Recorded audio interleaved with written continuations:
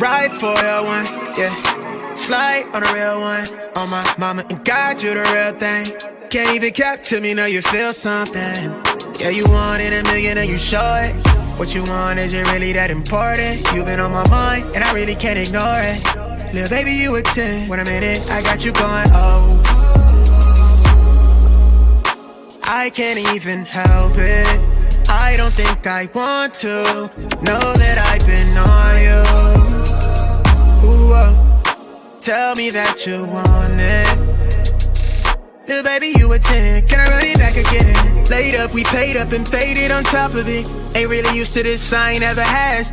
From the bare minimum, we doing lavish. I was down bad, really acted like I had it. You seen right through it, knew I was catting up. Still let me hit it till you cashed out, it had enough. Lately, been adding up. What you want, I'm activated. Way you looking at me with the minds, hella captivated. Know you had you a long day, you agitated. I can get you off no medication, have you elevated. Can't fix the world, but I bet I fix that attitude. Mood on Big 10 when I fall through, it's all you. Slide through the town by the lake shore. Used to ride tank to the last drop in the Acura. Really, I was down bad, I was acting up. Somehow you still ain't had enough, yeah. Ride for a real one, yeah. Slide on a real one. On my mama and God, you the real thing. Can't even capture me, know you feel something. Yeah, you wanted a million and you show it. What you want, is it really that important? You been on my mind and I really can't ignore it. Little baby, you a 10. Wait a minute, I got you going. I can't even help it. I don't think I want to know that I've been on you. Tell me that you want it. Little baby, you a 10. Can I run it back again? What we doing? I've been on you long time, I'ma prove it. You let me ride tides and I always keep it fluid. And if they ain't going stupid, I be tripping if I lose it. I get you so high, have you jet lag. We can skip town, get your rest back. Vacating it out and blowing jetpack. Show me one more time, nothing you best at, yeah. One more time at you at sunrise. We can slide on Telegraph and do brunch time. I've been making ends meet. I've been running routes to catch it. Plays in the field deep. I just wanna build reach. Know I got you charged up. Just let that phone die. Pull up in the clutch like I'm Curry in the crunch time. I got something for you when the sun gets hot. Drop that pen, I've been the black soda house. So know you ride with a real one. Side with a real one. Oh my mama and God, you the real thing. Can't even capture me, know you feel something. Yeah, you wanted a million and you show it. What you want, is it really that important? You been on my mind and I really can't ignore it.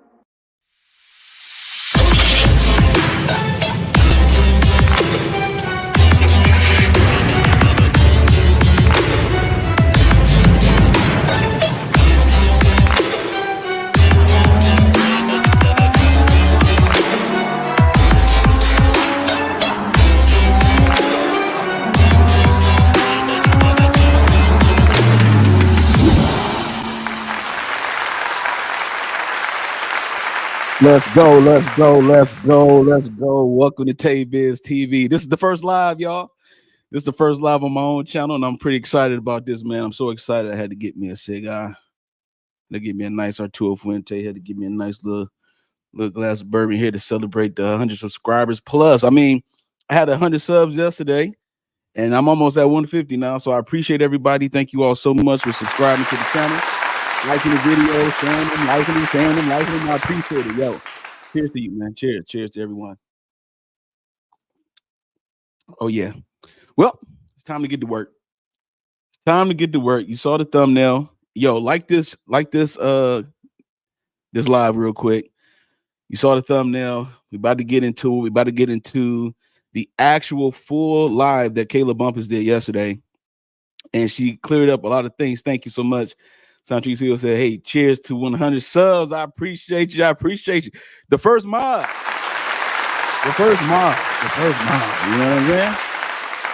I appreciate it so much. Look, we are about to get into this real quick. We're not going to hold and delay your time or nothing like that.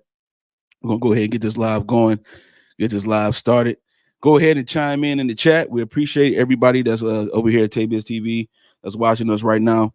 So Kayla Bumpus yesterday went live, right? And so I had to do a reaction or do a review on this for the purpose of education. Not only that, but also to make sure that we kind of clear the air. I think that's what she wanted to do. She wanted to clear the air, you know. She said she had a lot to say. She's been rocking with people like Attny Williams, Talk That Law. She was on the lead attorney. I think Megan Cuniff. She's been on a lot of different platforms and things of that nature. A lot of people have been wanting to talk to her because the way she was kind of blindsided into this whole ex parte meeting up in Slime World, Slimeville, Glanville, right? My boy Pituitary Glanville. All right. He is on a tear. My man is on a tear. And so we are going to go ahead and just chop this thing up. She had all the Avengers on her channel yesterday. Real talk. Her channel yesterday was at, like, I think a couple of days ago, her channel was like at about 1,500 subscribers. She almost at 8,000. You know what I'm saying?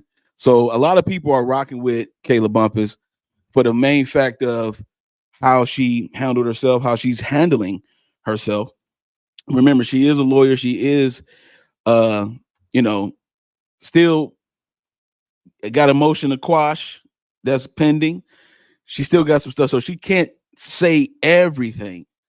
But she gave us a little bit extra by allowing other people to start saying things. So we're going to go ahead, and you know how we about to do it. We about to go ahead and get into this. We about to go get into it, man. We about to go ahead and get into it. Hold on, let me get this banner down real quick. We're going to go ahead and get into this. Look, if you want to get into it, put a 1 in the chat real quick. Put a 1 in the chat if you want to get into this real quick. This is her first live. She had special guests. She had special guests in the building.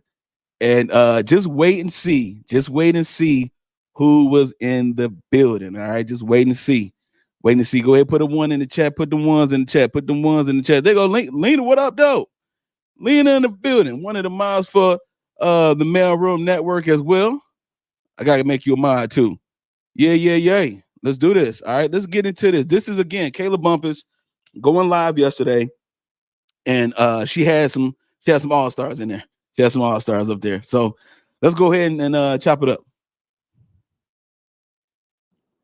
Hey guys. Let me know if y'all can you hear me? If y'all can hear that, put a 1 in the chat. If you can hear it. Hey, how's everyone doing? Hey, sexy, smart, sweetheart. Hey, Miss Betty. Oh Lord, who say it's about to be ghetto? Y'all are so crazy. Let's have some positive vibes in the chat, please. Okay, guys, so let's just get right into it. I'm gonna take some questions and then we will wait on our special guest. So who has the first question for me? Let's see. 7:01 time for a comfort break is crazy.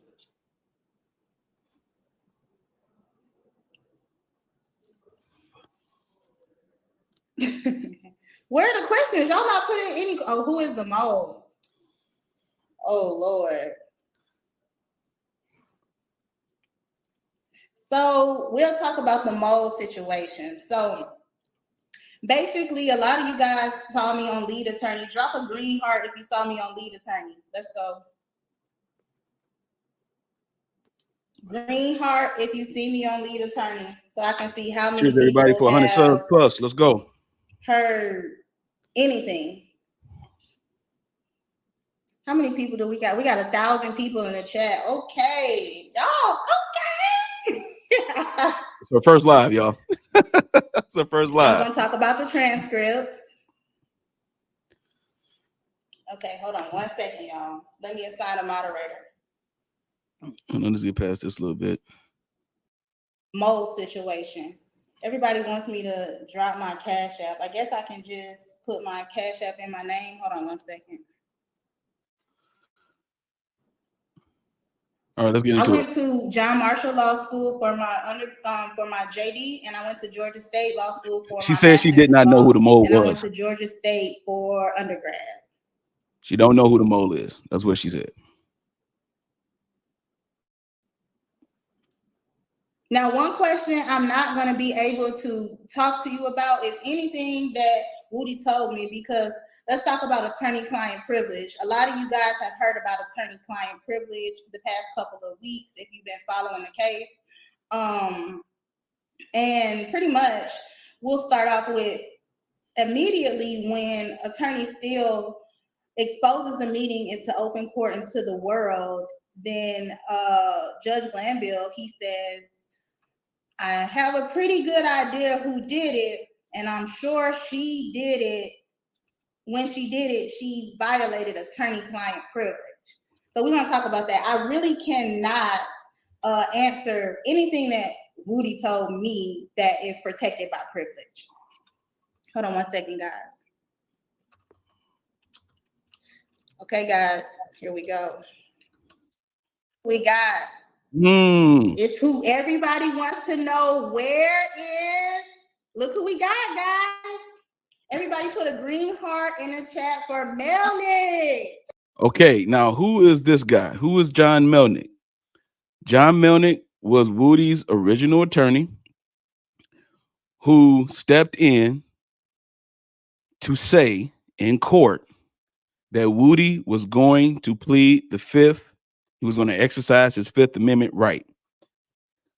The state was arguing that he cannot plead the fifth because he already has immunity, even though there is not one document that has Kenneth Copeland's name on it for immunity. Not one single document.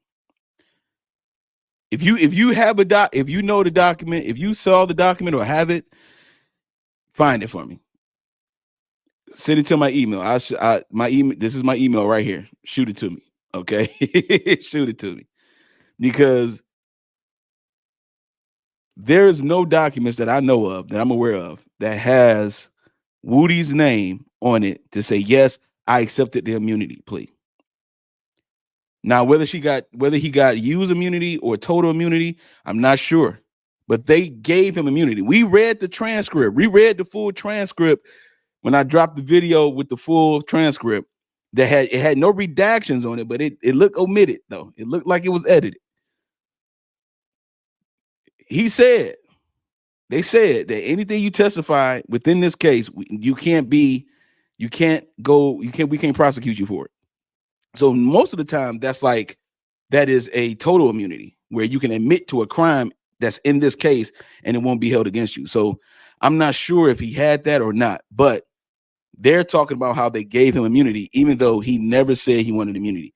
John Melnick is his lawyer he wasn't able to make it that Monday. And so that's the reason why Caleb Bumpus stepped in. All right, let's go. Come on, he's not gonna talk. How you doing, Caleb? How you doing? I'm great. How about you? Doing good. Look at all the green hearts you're getting. Great. All right. Well, what do you want to know? What does everybody want to know? What does everybody want to know? Okay. So, Melnick, can you first tell everybody that you do not hate me? Of course not. Absolutely not. You were doing me a huge favor. Okay, everybody's been asking about stand-in attorneys, and a lot of people have been giving me pushback and saying that in the transcript that I did not stand up for Woody, and I did not say anything, and I let the state badger him, and I did not protect his rights. And I have been telling them that I didn't have a duty to Simone or Adrian, and that I allowed them to do what they wanted to do. And off the record, I talked to our client, which would not be in the transcript. Right. But could you explain to them what a stand-in attorney is and what's the role of a stand-in attorney? Well, essentially, you were filling my role in this case. I had represented Kenneth for a while, and when the state surprisingly. Hold on, did y'all hear that? He said he'd been representing Woody for a while. What's a while? Oh, almost 2 years. Almost 2 years. Now they say he didn't have a lawyer. The man been the man's lawyer for a long time. Let's go. Was intending to call him as a witness without speaking with me beforehand. I notified them that Kenneth didn't want to testify. We had a hearing in front of Judge Glanville. Glanville said we were going to reconvene the hearing on Monday. Well, that Monday, June the 10th, was not a good day for me because I had plans to go out of town. So I called you and I said, please help me out here. Just come in court. All Kenneth wants to do is take the fifth. And then all this happened. Okay, and then another thing people have been just bashing me about is if Melnick was there, he would have never let this meeting go on. Well, and I mean, this is a first of its kind type of thing that I've ever seen anywhere. So I don't know that any lawyer has enough experience or knowledge or know-how to deal with these types of issues that you were presented with that day, something that I never would have anticipated. I certainly anticipated that the state was going to try to get Kenneth to testify, but I never would have anticipated that you would have been summoned into a courtroom in front of a judge with a court reporter and several deputies and both prosecuting attorneys or all the prosecuting attorneys, and that this would have happened. I've never heard of it happening before, and neither has anybody else. Okay, so you don't have to answer this. I think we talked about this. You can say no. Okay, but this is what we're gonna do, Melanie. You got 3 questions I'm gonna ask you, right? So okay. One, you can plead the fifth on one. You can get forced immunity on one. And the third one you gotta answer, okay? All right, let's go. Okay. Everybody wants to know, did you file the bar complaint on Adrian? No, I have not. Okay, well now you got 3 more. You still gotta go. Okay, so no bar complaint on Adrian. Okay, everybody wants to know, did you really send Adrian an email that says F you? So it's very misunderstood, okay? I didn't just say F you, all right? Here's the context. He said some other stuff too. I had sent an email, and I'm not looking at the emails right now, so this is not verbatim. I had sent an email saying, Kenneth has always said that he didn't want to testify. You knew this, and you've created this situation. Miss Love sent me a response saying, whose interests are you looking out for? Are you looking out for Kenneth's interests, or are you looking out for the interests of Mr. Steele's client and Mr. Shart's client? Which is an implication that I'm doing anything that I'm trying to help out somebody else's client, that I don't have my own client's best interests at heart, which is essentially the worst thing you could ever accuse an attorney, a criminal defense attorney, of doing. So I wrote her back and I said, if that's what you think that I'm doing, you think I'm doing anything other than protecting Kenneth Copeland, then you can go F yourself. Those were my exact words. Yeah, Maybe not the Melnick, best choice of words I've ever used. So anyway, but I did send the infamous email. Okay, and so we just thank you so much for coming on here. What do you think is going to happen with this trial being on pause? Do you think that Judge Cross should recuse herself, or how do you feel about what's next? Well, I think the case should go to somebody outside of Fulton County, somebody who does not have. Okay, what are they talking about right now? They're talking about the recusal motion against Chief Judge Glanville. Judge Rachel Krause is now the judge who has this motion to review in front of her. She has ordered the lawyers to submit their motions to her so she could review all 3 recusal motions. But what happened is, before she was able to file her order, your boy Doug Weinstein filed an order to recuse all the judges from, I guess you would say, taking over the motion case to recuse Chief Glanville.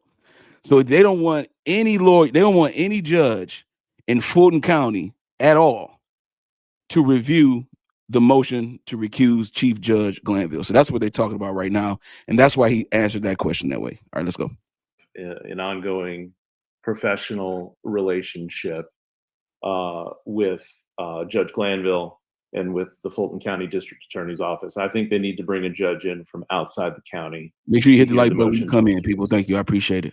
Over 100 subs, y'all. Let's go. I appreciate y'all. If this goes to the Fulton, if this trial were to go anywhere other than Fulton County, that these guys would get a fair trial? Whew, that's a tough one. You mean Jeffrey Williams and everybody else? Would they get a fair trial if it were transferred out of Fulton County? Yeah. Whew. I'm trying to think of where cases, if there's ever been a change of venue out of Fulton County and where they've gone to. So if the case were to be transferred out of Fulton County, it would have to go to a county with comparable demographics. Mhm. And one county that comes to mind that I think would have comparable demographics is Chatham County, which is Savannah. Would they get a fair trial in Savannah? I don't know.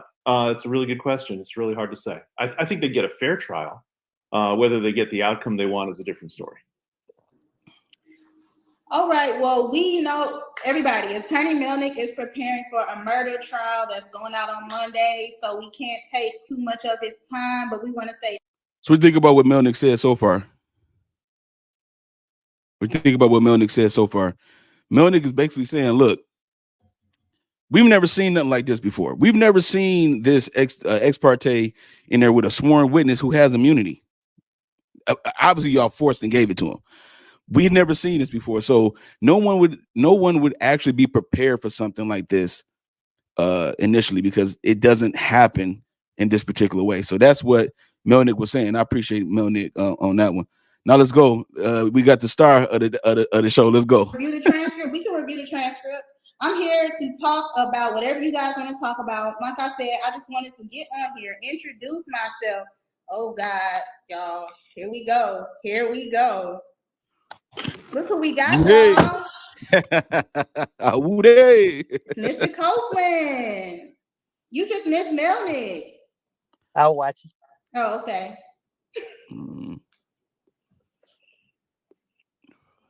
Woody, is the transcript complete? Uh-oh. No? Uh-oh.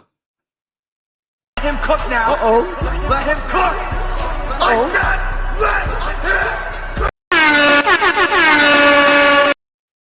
Let's go back a little bit. Is the transcript complete? Is it complete, brother? What do you say? Okay, we'll talk about the transcript. Let's say that again. Let's talk about the transcripts. Is it complete? You guys want to review the transcript? We can review the transcript. I'm here to talk about that's whatever you guys want to talk about. Like I said, I just wanted to get on here, introduce myself. Oh God, y'all, here we go. Look who we got, y'all. It's Mr. Copeland. You just missed Melnick. I'll watch it. Oh, okay.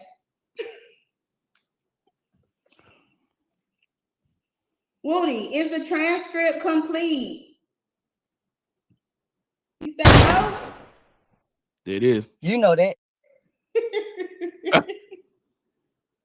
So, guys, I just want to say that even There it though is. Woody fired me, as you all know, I still have to protect his interests. And I want to say we will not be talking about the case. He cannot answer anything.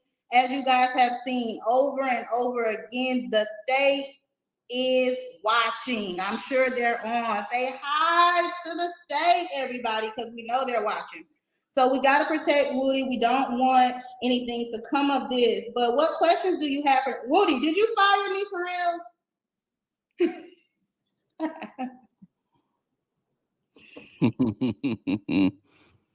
Have they released you, or do you still have to go back? They better release me. Have they released you, or did they say they may call to ask you some more questions? No, nothing. Huh? Wow. Do you have anything you want to say to everybody? No. You all right? I'm okay. All right, everybody say That's good. thank you for joining us to Woody. Yeah, because I don't know what I'm doing on here, so Well, you're doing a good job. Everybody, drop a green heart for Woody. Let's see green hearts. Come on, let me get some. Hold on, I want to read this comment real quick. Thank you to I want to say Lee. Is that how you pronounce it? Last name Lee, Jean Lee or Jean Lee says the demographics kills me because it was black people that brought charges. These guys have a lot of white supporters because these guys are not getting a fair trial. Let's go. Green heart. not no green heart. You know how these people play. Put a white heart I on it. love green. That's my favorite color. I've been making. Yeah, I love green too. But Okay, let's drop pink hearts for Woody. Yeah, pink will do it. Okay, let's do pink hearts. Come on, let's get some pink hearts. Woody. Everything we do is, you know how they do it. You know what's going on. Look, Woody, so do you think that all these, how you feel about all these memes on the internet? Do you think they're funny? No. These people see me out in... Oh, they lost him for a minute. She about to get him back. I'm gonna let it play. But the thing is too, so Woody came up and said, look, she asked, is the transcript complete? He said, mm-mm. He said, you know that. And so, because the transcript is public record, anybody can read it. Anybody that's reading it, and I did a video about this the other day about it being edited. Redactions are totally different from edits. I mean, redactions has the black bar across whatever information they want to omit.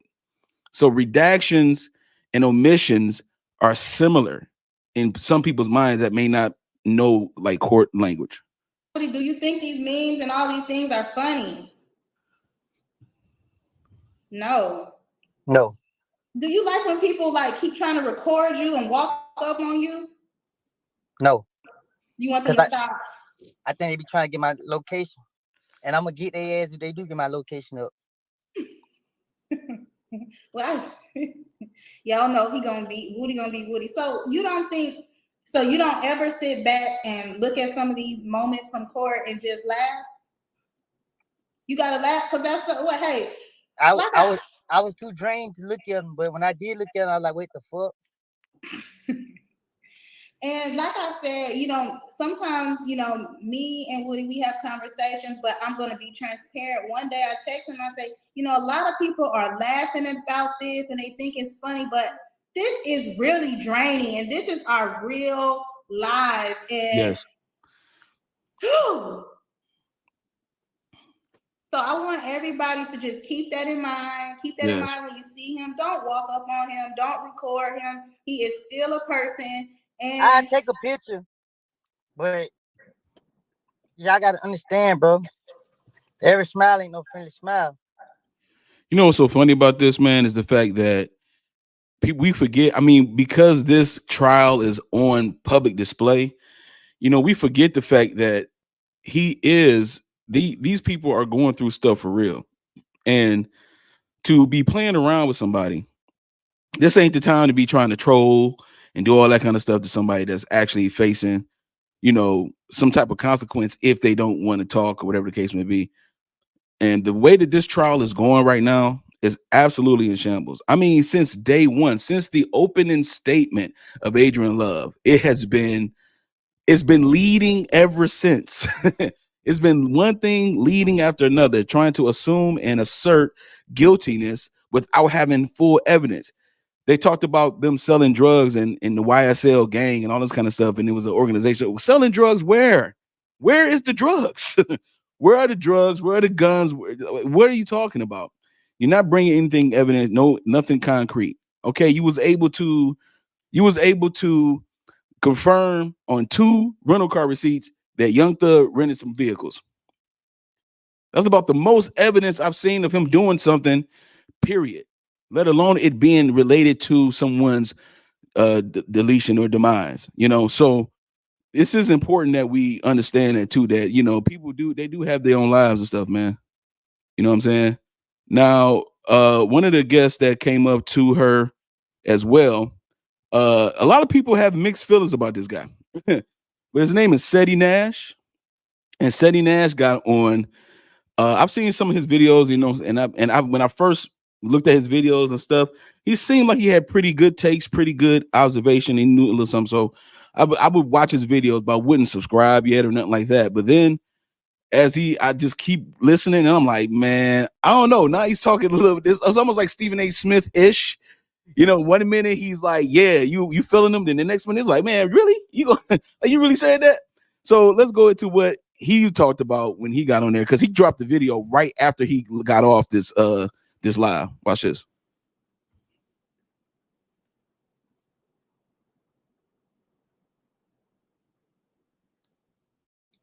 Okay, I just dropped it in there again.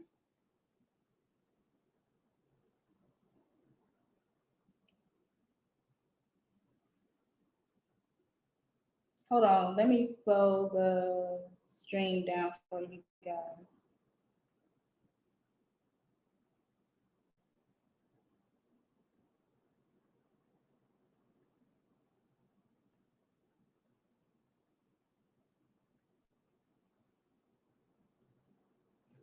Okay, what's up? Like, why you wanna mess with me? But you it's protection at all costs. You know how that goes. They mad. What they mad about? Everybody put a green heart for Seti. Put a green heart from Did I do good? Okay. Why everybody hates you over here? What they got to say about you? Yeah, the chat was grilling him. Who knows? Okay, what you think about Melnick? Can I say more or no? Go ahead, talk. Let's go. This shit was you know how it's supposed to go. Love is dirty, but she good at what she do. She good at what she do. So when she put it out there, as far as the ex parte meeting goes, it definitely looked better. That's why her and Simone, when they talked, even the judge had to start correct them in the whole entire thing. Like, he didn't actually say this, he actually said that. You get what I mean? Mm-hmm. And then, as far as how a lot of stuff goes behind the scenes, we know what's going on, but more stuff got to get revealed eventually later. It just is what it is. They play a dirty game, and the fact, like, my channel for a minute has been exposed, and I have like 15 videos that even the Gaither, she came out and she was like, being in a gang isn't illegal. She said that on the stand. Well, that's the truth. Being in the gang, and that's what I tell people all as a criminal, not to cut you off, but as a criminal defense attorney, my argument to these gang counts is always being in a gang is not illegal. Yeah. Well, you done let the damn cat out the bag. I'm trying to protect as much as I could. I was taking all type of arrows to getting shot at. I don't have no comment. I love you, so it's all good. I don't chip off what they do. I can take it. That's the thing. They even got mad. The video I dropped today, even I told them I was going to drop it 3 days ago. Okay, so let me ask you a question. Have you been on here the whole time? Yeah, I cut up some stuff. I'm trying to run your numbers up real quick. I was actually editing it, but you good. Okay.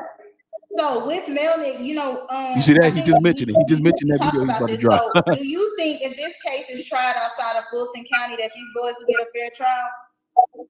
It's crazy. I would probably add the cap, but I'm not gonna run with the cap. I'm not because no. But there were people, because a lot of people from Atlanta and the outside, outside counties and stuff like that watch. It was like, well, what about Cobb and what about the cat? And I'm like, they dirty as hell too, especially. Well, I like Cobb. I think Cobb, yes, absolutely. I love Cobb. But some people swear they gonna this what happens. Some people swear they gonna pledge allegiance. I'm gonna show up for jury duty. I'm gonna act like this. I'm gonna be a fake slime, and I'm gonna go in there. So I'm reading the comments and stuff. I'm like, nah. And basically, how did you come to the theory of if they move it to another county? Because when I said it yesterday, everybody want to kick my ass. I wanted to put the reason out why, but I was like, yeah, we're gonna wait on that one. Okay, so everybody says you're gonna turn on me, you're gonna start lying on me, and that you talk bad about me. But anyway, so I say that because I'm really from Atlanta. You know, I'm from Georgia. I'm from Atlanta. I am a Georgia attorney, not an Atlanta attorney. So I say all that to say that I know what other juries look like. I know what happens in other counties to people who look like me.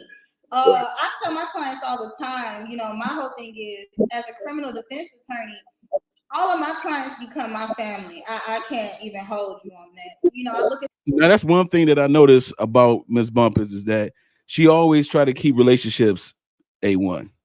You know, I got to give her credit on that. Like she do. Like she don't burn bridges, I could tell, because there was a video I dropped another video on my channel about an interview that she did, and all she talked about for the most part is like relationships and like making sure you treat people right and all that kind of stuff. And she talked about taking naps and all that kind of stuff. But one thing about her, she will keep the relationships. You know what I'm saying? She's not going to burn the bridges. So that's a good sign of a lawyer. If you're going to get a lawyer, they don't burn no bridges. That's with people. That's good. Like my brothers, my cousins, because at the end of the day, we are all we have as a community, and that is the truth. And a lot of times, you know, I would prefer someone who looks like me, or who looks like my brother, or who looks like my father to reach out to me for help, because sometimes when you reach out to other people, they will take your money. Let's get that straight. And I'm not saying that in any kind of, I don't like. I appreciate you, Lena. Thank you so much. I appreciate you. I hear conversations in the jury room. I hear conversations with people who don't look like her. And a lot of times it hurts my heart. And I just say all that to say jurors in other counties don't look like jurors in Fulton County. And also, people that grow up and live in Fulton County are not like people that grow up and live in Newton, Fayette, Coweta. Not the same. You know, I stay in cops, so I ain't really tripping. I can say it. Like, it's one little section right over there by where Six Flags is at. That's where all the black scenes, and then going up towards that Walmart. After that, hey, nah, let me stop. I might be saying too much. But yeah. So let me ask you this. Now that you've had everybody come on here, what's the next step? What do y'all like? Well, I don't know if you were on here at the beginning, but like I said, I plan on getting on here regularly. And I don't want this to be a boring lawyer channel. I don't only want to talk about legal cases. Now, of course, I want to talk about legal cases. I want to give my. Okay, she's going into the future of what she want to do in her channel, but I do have a question I proposed in the chat. Do you think they will get a fair trial? And I'm talking about I'm talking about Young Thug and everyone that's a part of this trial. Do you think they will get a fair trial outside of Fulton County, or should this go to the Supreme Court, or should it just, or like, where do you think this case should go? Because at this point, it is paused. It is still paused. Don't trust me at all. If there ever was a chance in need to not trust, right? So let me go ahead. They said, don't trust me at all. If there ever was a chance in need to not trust me, wouldn't it have been sooner? Should she trust Sadie Nash? I mean, I'm with Woody. Why are you explaining yourself to people?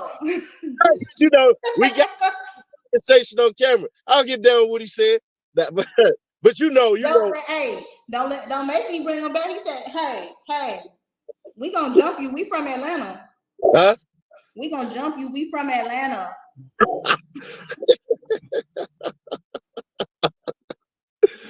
Oh snap! I'm crying. Yeah, but nah, you know, if is it Jean Lee says, get this trial away from Fonnie. She is evil. Listen, man, let me tell you something. That right there is 100% right. It's 100% right. Remember Fonnie Willis was supposed to hire 55 lawyers for the backlogs of those cases where people are not indicted, but they're still sitting in jail, waiting for a trial, waiting for charges or whatever. Where are those 55 lawyers that she went to the board and got money for? Where are they? Why are the backlogs still all the way backed up? I know one person who got a lot of that money. My boy Nathan Wade was putting in that work. You feel me? He was putting in $700,000 worth of work on Fonnie. All right, let's be real about it now. Let's be real about it. If it was ever a need not to trust me, it'd have been a while ago. But either way, go let the people talk. That's because that's what they're gonna do. They're gonna do all of that stuff. They're gonna make their clicks and clips and everything. So basically, you know what you're doing. You know how to handle it. When we were on that panel and you put dude in his place real quick, he was like, "Oh." And I blurted out, and he was just like, "Shut up, man! Shut up! You see me talking." So how does it feel having this spotlight now? How does it feel for you right now? Are you getting more clients? As far as go ahead. I mean, like I feel like that. Like I said before, I've never had a problem getting clients, whether that be criminal, personal injury. I don't get clients from social media. I don't get clients from ads or whatever. I get clients from being true to who I am and from my reputation. That's a fact. There's always going to be some people who. Sorry to pause again, y'all, but this statement is a fact. The jail system in Fulton County is beyond disgusting. People have literally lost their lives because of the conditions of the Fulton County Jail. And I did some research about Fulton County Jail, and it is the number one worst jail in America to be arrested in. Number one. Literally, it is number one. Of all jails, that's the worst one. Feel the way they feel, but I believe overall people love me, and I get a lot of referrals, and I do right by people. And yo, Gene, I'm gonna have to make you a mod. It's an opportunity that I have. I'm gonna have to make you a mod. Needed to, Great points. show people who I am, other than Atlanta. Great point. Show people that there are people, because a lot of times when I go places, they can't believe I'm an attorney. They never seen someone that looks like me, this young, black, that's an attorney. And I think that this situation has shown, and now people can get to know me and see, hey, you can be a young black girl and be professional, but still, let me tell y'all, I put that stuff on. I can't cuss because my mom on here already got in trouble for person today. I only got one chance, but that's something I like. I don't do that for people. It's something that I truly like. There's certain things, and it's okay to be who you are. Just because you're an attorney, I'm still a person. I'm an attorney always, and I carry myself that way, but that does not mean I don't have other interests and I'm not lit in real life. But see, here's the thing, right? You're gonna get certain things. I try to prep you for it the other day, but I didn't get a chance to, because there's gonna come a time where, when do you know not to take money from a client? I've been knew that about 2-3 years ago. What you mean? Speak on it. Go in depth. Well, you know how many people I told no for this case? I like to travel. I have young kids. There's a lot that comes with this, and sometimes There's also all money's not good attorney in money. Houston You as got well. people that you cannot please, and a lot of times my friends see me and they see me getting money. They see this, but they don't see the stress and the hard work that I put in, because people don't understand. As a criminal defense attorney, I have right now about 85 criminal clients, and their freedom is in my hand. And I have about 70 personal injury clients, and their well-being and their money is in my hand. So, that's a lot of stress on somebody. And I might make it look easy, but there are some times, and especially when all of this happened, like I tell people, there were times I have clients who were calling me from jail, and I'm like, I'm trying to stay out of jail. Have you not been like, I'm trying to stay out of jail. Please stop calling me 7 times back to back to back to back to back. Right. And that's also something that I have to face, that a lot of people that don't look like me don't have to face. So I gave you an alley oop on one of them when I did a live stream on a case that you had did. Now, I'm not telling you to go into depth about it, but this is one you can knock out the park because you it's one that's out with Buddy that was at the mall that shot and hit the little girl on Christmas. Mm-hmm. You wanna wait on that one, or you wanna Well, Okay, like so that I news said, first, at the Fulton end of County the Jail day, I compared only to get. represented Oh him wow. at a bond motion, and then he hired another attorney Hey yo, because we were not this on is the my same email. You want to page. send And me like he something? said, Anytime you want to send me something, all money I is will not gladly good review money. it. And that was one of those That's my situations email where address. no, this is what people have to understand. Whether somebody committed a crime or not, they still have rights. right? They still have rights. They're still entitled to certain rights by the Constitution. And sometimes it's not about whether they're right or wrong as much as they are, as much as it's about protecting their rights. So, because one of the things that jumped out, because I already knew you did your own thing from jump. You did your little stint with the DA and all them, but you weren't even there to even celebrate a calendar year with them, and then you went and did your own thing. So things that people try to say is she couldn't pick her own person. She had a boss notice. I'm like, no. Okay, So, this is the last thing I'm gonna say about this, and then I gotta get you off and go back to what these people are asking me. But I'm gonna say you have more power as a prosecutor than a defense attorney. As a prosecutor, I can count on my hands how many people I sent to jail. I can count on I have the power to dismiss a case. People don't understand the prosecutor has more power than the judge when it comes to what goes to trial, who goes to jail.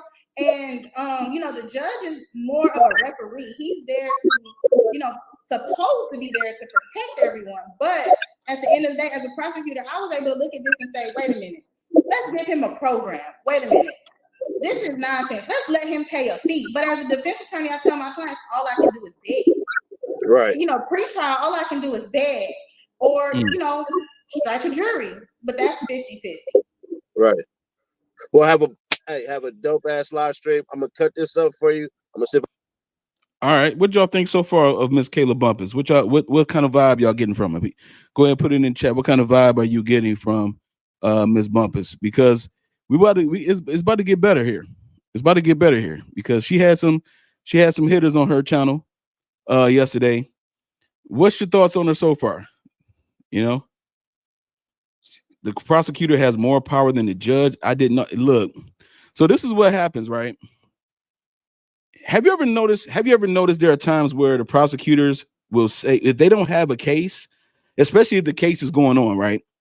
And their case is unraveling and they don't have a case, they will tell the court that, we're going to dismiss our case against this particular person. And then the case will be dismissed by the judge. All right. And if the case is dismissed by the judge, then that's it. Jean Lee says, I've not made my mind up yet. Right. It's a little tricky because Kayla Bumpus is still a lawyer. And again, when I dropped that video of her having an interview, it was like a one-on-one type of interview. And when I had that video and I dropped the video, although there are some elements of her that seems genuine, I'm gonna use the proper word, seems to be genuine, it seems to be cool. However, you're a lawyer, you know the verbiage, you know how to get out of certain things. But the one thing that I can say for sure is like she's not going to do anything to incriminate Woody, even though like when the rest of this live went on, like she didn't unpack what Woody said or anything of that nature. She still stayed on her business to protect him. So I had to give her credit for her integrity, at least, But I understand why, I understand why you say that. All right. So we're gonna go ahead and get to the video. I'm gonna go ahead and I'm gonna put myself to the side this time, and we're gonna go ahead and watch the rest of this video. All right, let's go. Because that's when you start seeing more of Cat Not Williams and all that kind of stuff at this point. Yes, GSU alumni. Where is Maya? She asked me a question. She said I'm not answering it, but I don't see her question. Make sure you hit the like button for me, people. I appreciate you. Thank you so much for rocking on this live with me. We are over 100 subscribers. I had 100 subscribers yesterday, so and anyways, we're well over it now. So I appreciate you so much. Hey, Kat. Y'all, I'm gonna tell y'all, like, I love Kat. Like, when this first started happening, I said, this is the only person with facts. Yes, that's true. Wow. Kat and I will be having facts, man. I don't like to speculate without qualifying that I'm going to speculate. Like if I'm going off into He put himself up there technically. I'm gonna, you know, I'm talking about her. I'm talking about, and Donna, I appreciate your comment. I'm talking specifically about the fact that she's not releasing anything of. I mean, he's on public television on a daily basis, which is so messed up. The fact that this trial is even public is kind of like, it takes you back to those court TV days. You know what I'm saying? But when court TV became a thing, but I think her integrity as far as like not saying anything that he said or saying anything that will incriminate him. He didn't say much of anything himself, but he did answer the question about the transcript. Is it full? It's a public document. Is the transcript full, complete? And he said no. He said no. So that's the part I mean about the integrity. All right, but that's a great question though. I mean, putting your client on, I wouldn't necessarily do that though. If I had a client, even if the client is not mine anymore and I got fired, if I got fired, I still would not put the client up there. Obviously, they have a more personal relationship that I think that they have. So, yeah. But that's a great question, though. I'm gonna say it's a maybe. It's just a thought. It's not, Okay, so hey guys, good to be on this side of the chat. Right. I'm so happy. Like when all of this started happening, like I told you guys, this is probably my like third or fourth day on YouTube. So I didn't know this was happening. It took for, somebody to sit down with me and show me that the world was talking about me. I honestly didn't know. And Kat had all the vibes. All the facts. I put you in a thumbnail. I tried to make you look good. So what did I say to the two ladies on the court in the courtroom? So That's I'll facts. talk about this. So pretty much, and I'll talk about the immunity too. I'm writing down everything that you guys want to talk about. So when let's just do a little backtracking. Come on, Kayla. Usually when a client is excused from the courtroom, that means that the attorney is excused as well. So on Monday when I showed up, and I'll be honest with you guys, I was already discharged. I was already fired when we came into that courtroom. But I told everybody, I told Woody. Before she came to the courtroom, she was already fired? Hold on. Did I hear that right?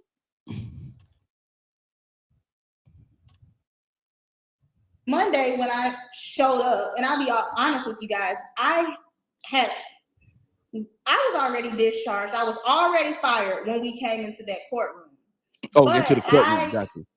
Told everybody, and I told Woody, I'm going to stay until the end of Monday to make sure that you are released from custody, even though you discharged me. And so you guys saw, I appreciate everybody watching so much. Thank you so much. Please hit the like button. I appreciate you. Like I said, that was at the direction of Attorney Melnick, who I was there for.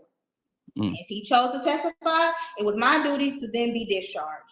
And so that's what happened. But as an officer of the court and with my prior representation of Mr. Copeland, I wasn't going to just leave him there and throw him to the wolves. So I stayed. He was discharged. I mean, he was excused at around 5:59 or sometime. So that's when I left the court as well. However, we know there was that whole additional part about with Ashley Merchant, who did an amazing job. And after that's over, we hear Glanville say, "Where is Kayla Bumpus?" And I am watching on live like, oh my God, why is he looking for me? What's going on? And so pretty much, I was then told that I needed to come back on Tuesday. When I get back on Tuesday, as you guys know who was in that meeting, and everybody, you read the transcript and I say, my favorite part is, who, me? because it was never any indication that I would have to stay past Monday. Right. So, in efforts, because everybody was trying to tell Judge Gabby, you can't keep her, you can't keep her, you can't keep her. And once that didn't work, Woody came to my rescue like, okay, if you not gonna let her go, I'm gonna fire her. Fine. You fired, okay? And so that's You really how fired. that went. And I say a lot of people who That was were paying classic. I ain't gonna lie. attention and who saw, and I think maybe Miss Sylvia saw, but a lot of people saw when I even say to him, thank you so much. A lot of people I've seen have saw that I said that to him. Because had he not done that, I probably would have had to stay for 10 days. All for the trial to be paused anyway. Oh, but to answer the question, I go to Simone and Adrian because they were in the room when he fires me. Also, another thing we talked about is that That's facts. there are rules of ethics that attorneys have to go by. And one of those rules is that if you know somebody is lying, you cannot assist them in lying on the. You know what's so funny? I'm sorry to pause real quick, but you know what's so funny? Say, how can I send the link? You can send it to my email, or you can send it. Send it to my email. This is my email right here. Let me go ahead and pull it up real quick. This is my email right here. Just send the link to the email. Copy the link, send it to the email, and I'll get it. All right. Thank you so much. I appreciate you. Donna says she told about the whole scheme of why he really fired her. Yep. So she wouldn't look bad to the public. Some could argue that was not for his benefit. He was trying to please her. That can be that. Two things can be true at the same time. I'm not going to argue with that. That can be true. That could definitely be true. Because, and then again, he never accepted technically. He never accepted immunity in the first place. He didn't even want it. He didn't even want immunity. That was also in the transcript that he never really wanted it in the first place, because Kayla said that's what he's saying. He doesn't want it. And he was talking about immunity. They said, well, we gave it to him. Okay, well, if you give me something, that means I have to receive it. If I never receive it, you never gave it to me, technically. You see? Now, if you want to play, because court is all about semantics, man. It's a word play. It's a word game. So technically, he did not receive any immunity. So this is where the coercion concept is coming into play, because now they're saying, if you don't testify, we're going to throw you in jail until all the other 12 defendants get their trial. And remember, recently, the other severed defendants of the case got plea deals that they all rejected, and they're waiting for a trial date. And the judge said they didn't have enough lawyers to represent them. Okay, that's insane, man. That is absolutely insane. So, but the whole proceeding, when they came into the court and she got fired, all that kind of stuff, and Judge Glanville asked him, well, do you want Miss Bumpus to be a lawyer? He said, oh, she fired. They already had that conversation in ex parte. They already had that. So why did you? So you just doing that? You're just doing that for face value. You're not doing it because you're actually trying to find out if he wants to keep the lawyer or not. He already told you he didn't want her to be there. So, the actual facade that they painted was a bunch of bull too during the case during that day. So yeah. Listen, everybody read the transcript. There were multiple times when Mr. Copeland insinuates and directly says, I'm going to lie. I am a liar.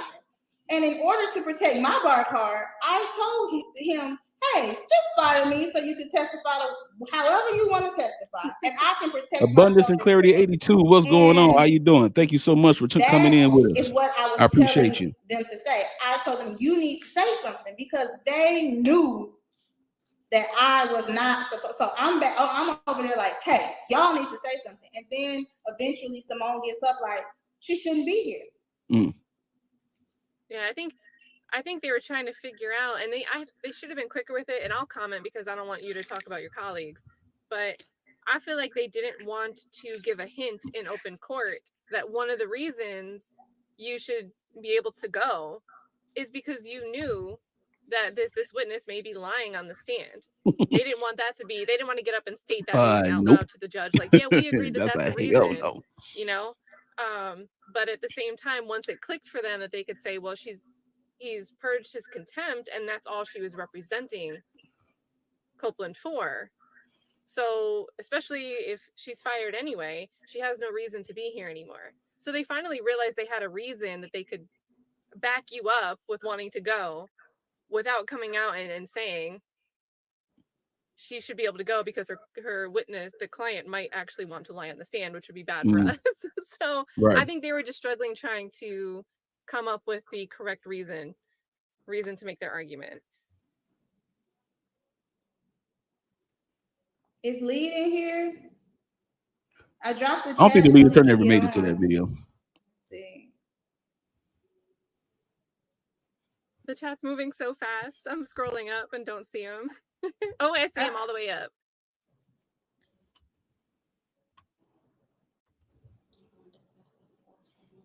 Okay, so let's see. Glad, like, with this case, Talk That Law is someone that I saw very early on when this all Yes. started in contempt, and really great channel, really easy to listen to, and very, very, very fair. So all of you guys that are giving me great compliments in the chat, I think you would like Talk That Law's content as well. Very, very fair. Yes, Talk That Law. Are you on here? Jump on. Who, me? You know I don't know how to do nothing. She was going through again. This was her first live, y'all. So she was going through it a little bit. You could tell it's her first live. You see that? You see that screen, y'all, right there? Me, do I It's all love, though. It's all love. We all start what from you somewhere. guys You want to feel know me? about Fonnie? People keep saying, oh, somebody asked me a good question too. Speaking of Fonnie, is how come this case was not tried during the Paul Howard administration? Yeah. I don't know, but I'm going to say this. I hope I don't get in trouble for this, but what I can say is when I was a district attorney with Mr. Howard, it was one of the best experiences ever. You know, people have their opinions about Mr. Howard, and you know, you can feel how you want to feel, but I think he was a great boss. And I think that because of him, I am who I am, because of the experience that the Fulton County District Attorney's Office gave me. But there was a room called the War Room, and there was all kind of information about this case, yet never got tried. And shout out to my attorney, Gabe Banks, because when I was there, he was Adrian Love. But not to talk about Adrian, because I love Adrian, whether you guys like her or not. I love her on a personal level. Do I think what she is doing right now is the best thing? No, I don't. But people really have to remember, we are not our professions. We still are people. I have a lot of people giving me backlash about me getting out of Ferrari. That is wild. You guys are wild.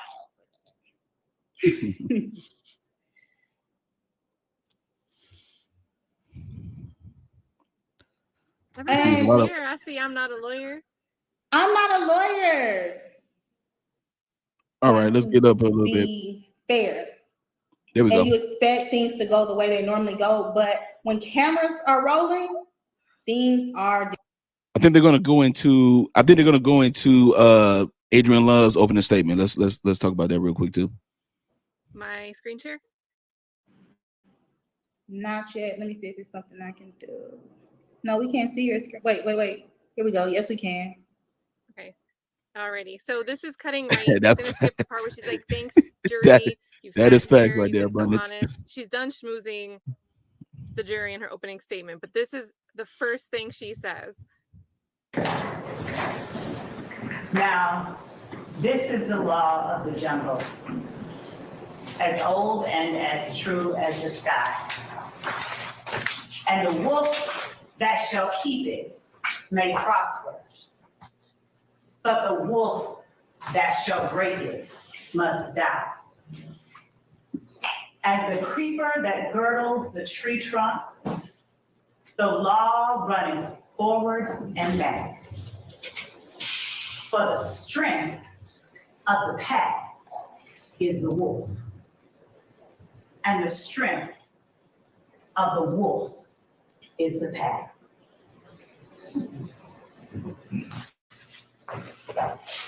Thank you so much, ladies and gentlemen, for being patient. Thank I you so want to much say, for being. I see somebody just said, what the F is she talking about? I want to know too. Rudyard This Kipling. is from Rudyard Kipling. Yes. Jungle Book. Yes. The jacket is Rudyard giving Kipling- small for sure, whoever said that. That's the first thing I noticed. Like, I'm not trying to talk about anybody, but I'm a clothes girl, and the first thing I said is look at the wrist.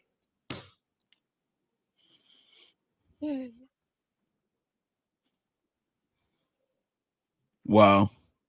Then we get I the don't- Jungle Book quote. Oh yeah. So that was the Jungle Book, and Rudyard Kipling is, racist, jingoist, like there's like 10 different terms that have been tacked to Rudyard Kipling, That's true. and this is her opening statement for the YSL trial. Wow. So, During this very lengthy process that preceded this point here today, during the voir dire process. I appreciate you all being here, exercising your. If this your first time seeing this opening statement, put a 1 in the chat. I'm not sure if I did a deep dive into her opening statement like this before, but put a 1 in the chat if this your first time seeing this opening statement from Miss Adrienne Love. Civic duty and honoring your obligation to pay close attention to what's going on in this courtroom for the next several, however many weeks. Some people like to say that opening statements are a roadmap to what the trial will show. Instead, I'm going to give you an overview, a bird's eye view. Okay, Because yeah, you're we going to can be turn sitting this here off. with evidence. We can We're just- already tired of it. We're We're already tired Can of you, it. They turned it. can you do me a favor? Can you pull the transcript up and let's answer some Yeah. questions about the transcript? Let's do that. But my first time seeing this was on Saturday, and it was so shocking to me. Like, wow.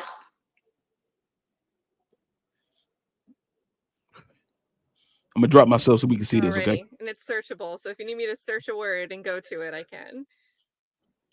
And yeah, let's talk about that roadmap, because one of the things I think is so interesting about this trial is there's barely any coverage of the day-to-day details. Yeah, you can go to Cuff Boys and he sums up the whole day, everything that happens, and he does a great job. If you guys want to catch up from day one of this trial, Cuff Boys is the best channel to go and do that from, because he condenses 8 hours down into 15 to 30 minutes every single day. But the news, the media, there's no mainstream media outlets that are covering the stories that are coming out of this case, because it just goes on and on. There is no roadmap. There is no story. The jury can't know what's going on, even if they're trying to pay attention. Do you guys, we know about the tour bus shooting, and we know about Donovan Thomas. And shout out to my lawyer, Kyle. Okay, you guys, if you look at that tour bus shooting, he is one of the attorneys on there. His name is Matthew, but we call him Kyle, and he is bright. Go ahead. Sorry, Kat. Well, I was just going to say, we know these top level things, but unless you're watching this trial every day, there's no news media that can even report and extract what the point of 8 hours of testimony is trying to get at. Some of these witnesses are going on. I didn't realize it until Nick Starro pointed it out, but they had 2 employees from Hertz Rent-A-Car that didn't even work for Hertz anymore to talk about one car rental. That's cumulative. The judge shouldn't have allowed that, and the prosecution should never have wanted to waste the jury's time listening to that, because it's poor strategy to bore the jury to death. But whatever, that's true. Here we are. So is Lead on here? Let's get him on, because I promised him I would talk about the transcript with him. Oh, and Thugger Daily too. Pretrial was a mess too. That was a big mess. Let's see. Okay, so I'm gonna drop the chat one more time so we can see if Lead can get on here. He can bring us the soundboard. Right. With this being her first live, she made a bunch of mistakes here, but I think Kat and Williams that taught that law was able to help her out.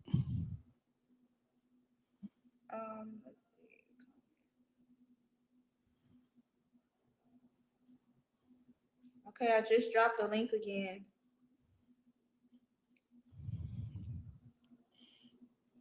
Come on, Thugger Daily. Hold on, we're gonna pause. I like this comment right here. It says it will not go out of a controlled group of people, whether they are in or out of Fulton County. There will be a connection. A lot of people have that sentiment. A lot of people think that too. They like, yo, this is, even if it goes out of Fulton County, can Georgia itself be, credible? Period. Just in general, no matter what county you go to, is it going to be fair? Is it going to be fair? And I don't think a lot of people are sold on the idea that if you take it out of Fulton County, it will be a fair trial. Now taking the recusal motion against Glanville out of Fulton County makes sense, but the case itself, who knows? Good point.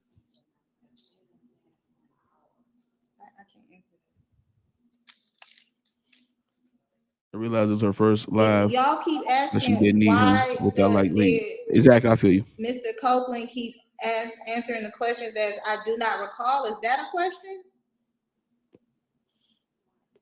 Yeah, the transcript, Hilton insinuated that he could say, I do not recall, if you really don't recall. But I expect you to tell me the truth, if you don't know something or you don't want to answer something. Because the state can't really try to pry it out of you. They can try to refresh your memory. But I mean, he didn't answer that because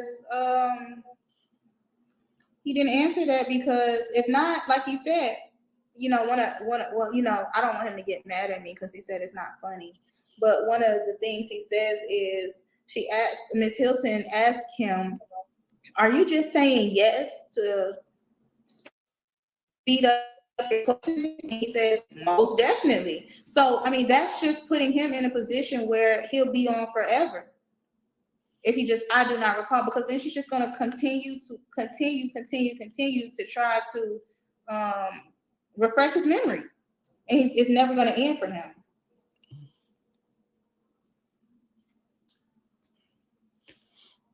Oh, that's a good question too.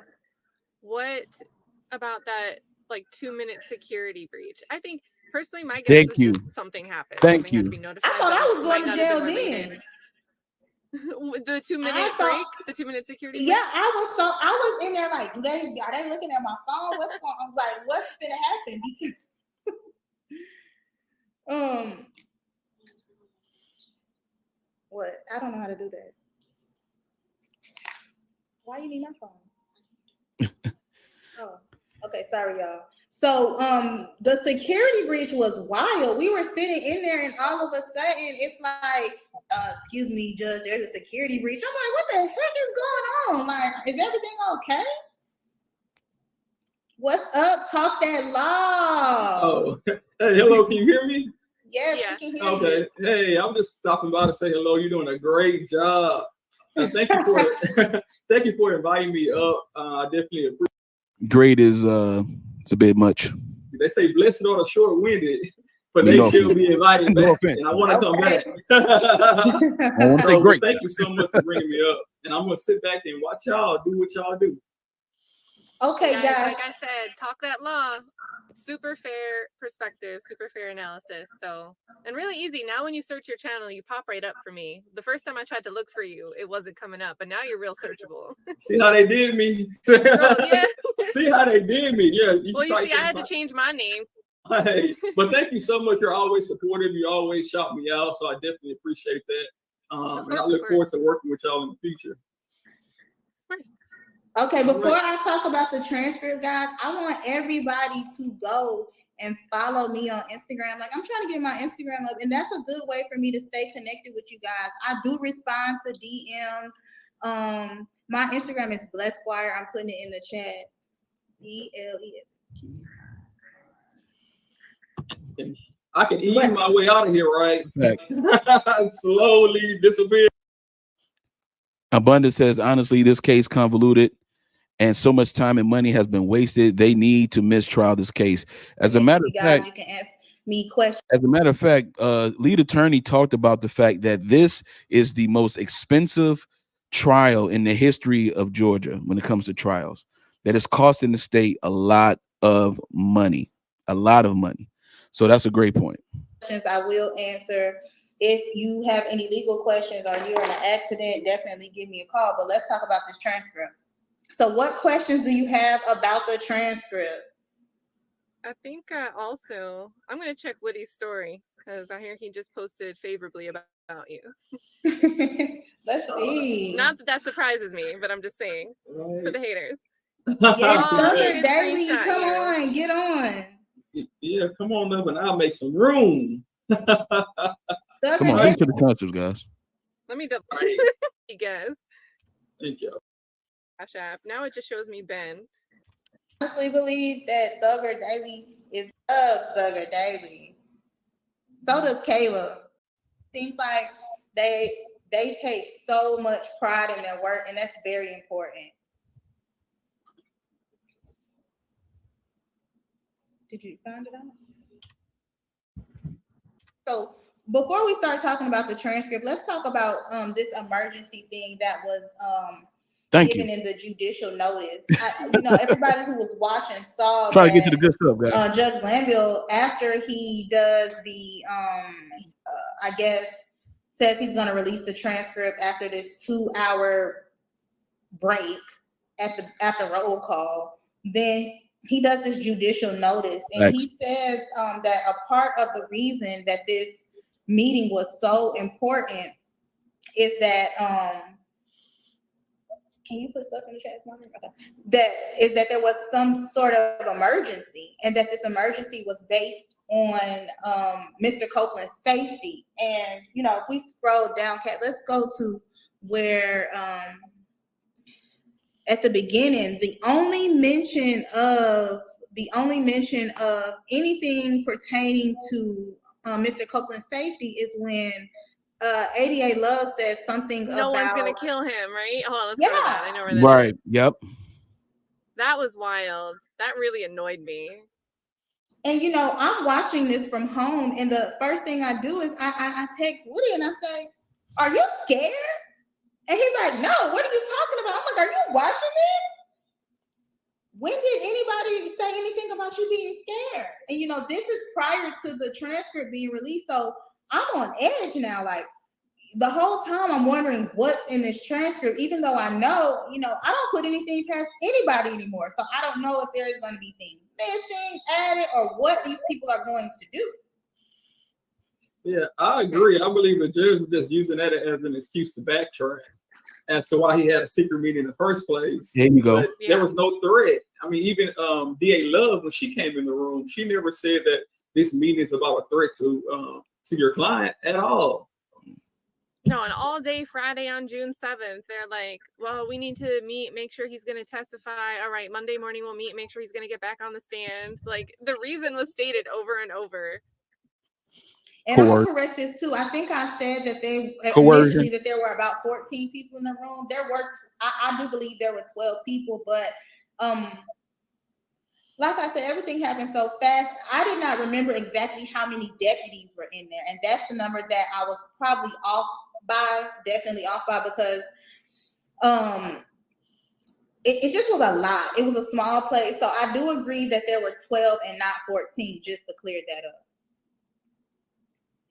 And then we can talk about this immunity situation. So, I'm going to also be honest with you guys about this. Even though I have been practicing criminal law for my whole career, I did not understand what was going on. Like they said, it was a situation where I just kind of got in there and it happened. So it wasn't until after asking questions that I actually understood that this was not a deal between Mr. Copeland and the state. This was a forced immunity that was given to him the day he was supposed to testify. What did she say? What did she say? Huh? What did she say? What did she say? What did she say? What did she say? That I actually understood that this was not a deal between Mr. Copeland. This was not a deal. Didn't we just say if you are offered immunity, you have to receive it? You have to receive it. In the state, this was a forced immunity that was given. A forced immunity. How did you? How? How? How? Let's go back to it. She said it was my understanding that there was no deal. It happened. So it wasn't until after asking questions that I actually understood that this was not a deal between Mr. Copeland and the state. This was a forced immunity that was given to him the day he was supposed to testify. And it was also, I did not know that he had not had an opportunity to speak with Attorney Melnick about this. That it just He never had an opportunity to do what? He never had an opportunity to do what? He never had an opportunity to talk to his lawyer. That this was not a deal between Mr. Copeland and the state. This was a forced immunity that was given to him the day he was supposed to testify. And it was also, I did not know that he had not had an opportunity to speak with Attorney Melnick about it. That it just happened so fast for him. Then he was put in jail over the weekend. And it was a situation where I'm like, hey, I even say in here, he don't want that. He doesn't want it. And he also says, right, I don't want to. Didn't I say that? Didn't I say that he did not want it? When we read the transcript, she said to them, to my understanding, this is not something that he wants.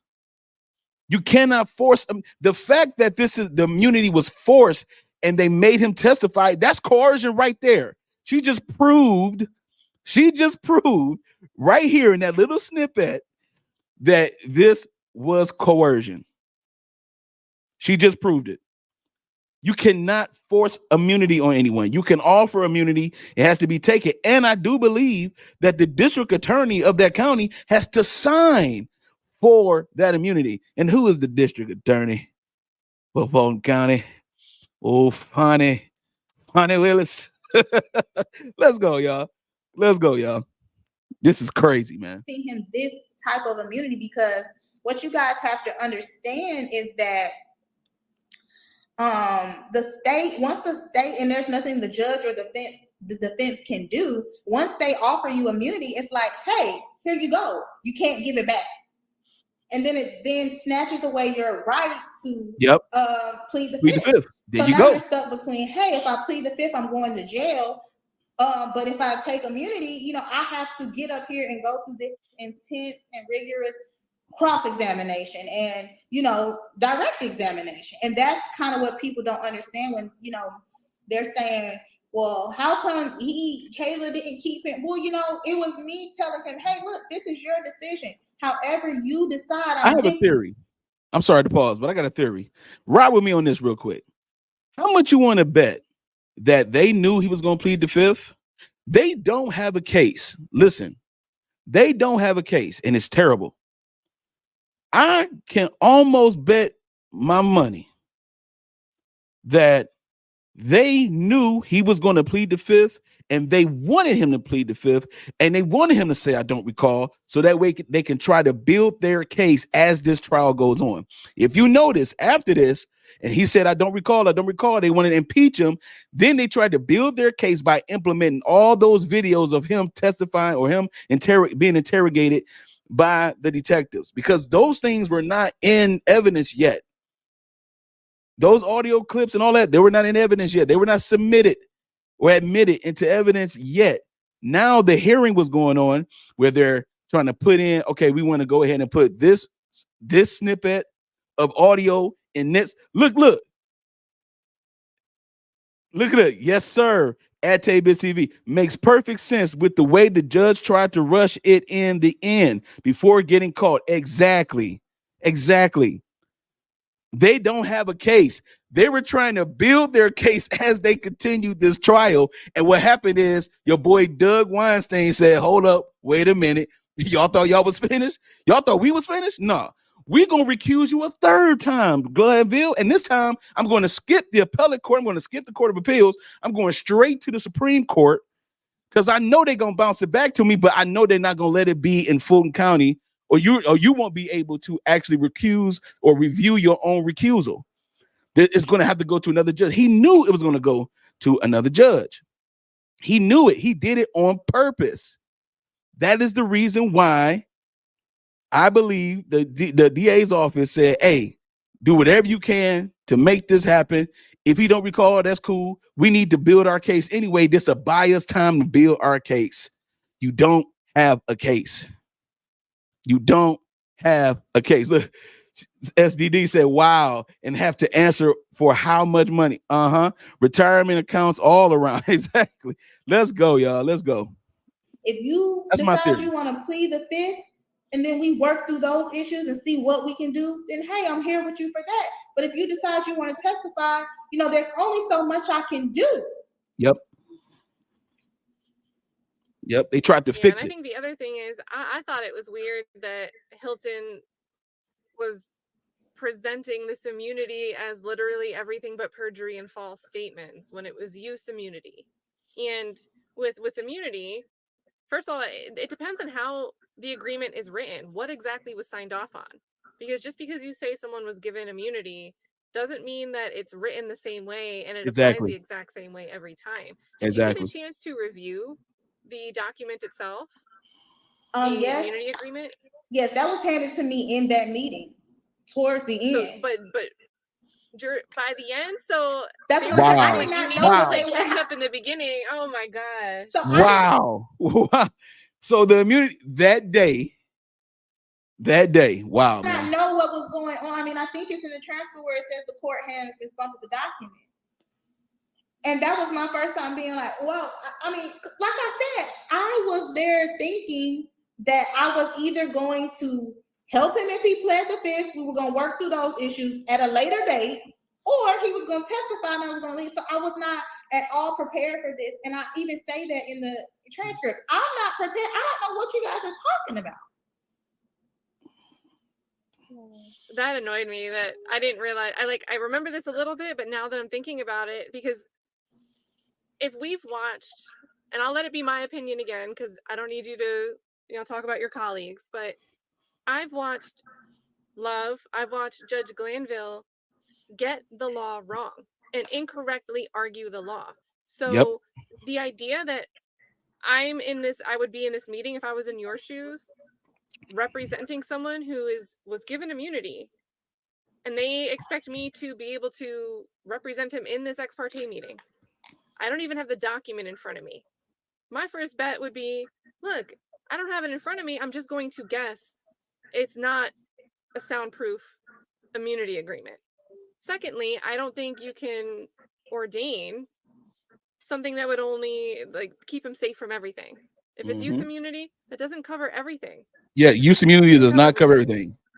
It's called use or derivative use. It only covers things that Fulton County could come after him for, because they wouldn't be able to use his testimony as a lead. Do I trust them not to use his words as a lead and then find something else that they can say was their lead? I don't trust that either, because we've seen this pattern of behavior from Fulton County where they find something, they find the crime, and then try to fit the case around it. Right. So I don't trust it at all. I wouldn't Woody's. That's why I keep saying Woody's smart. He knew. And then if you type this in, and I say that isn't true, or you can type in federal.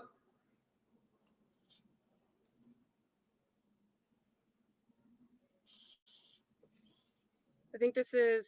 It's at the beginning.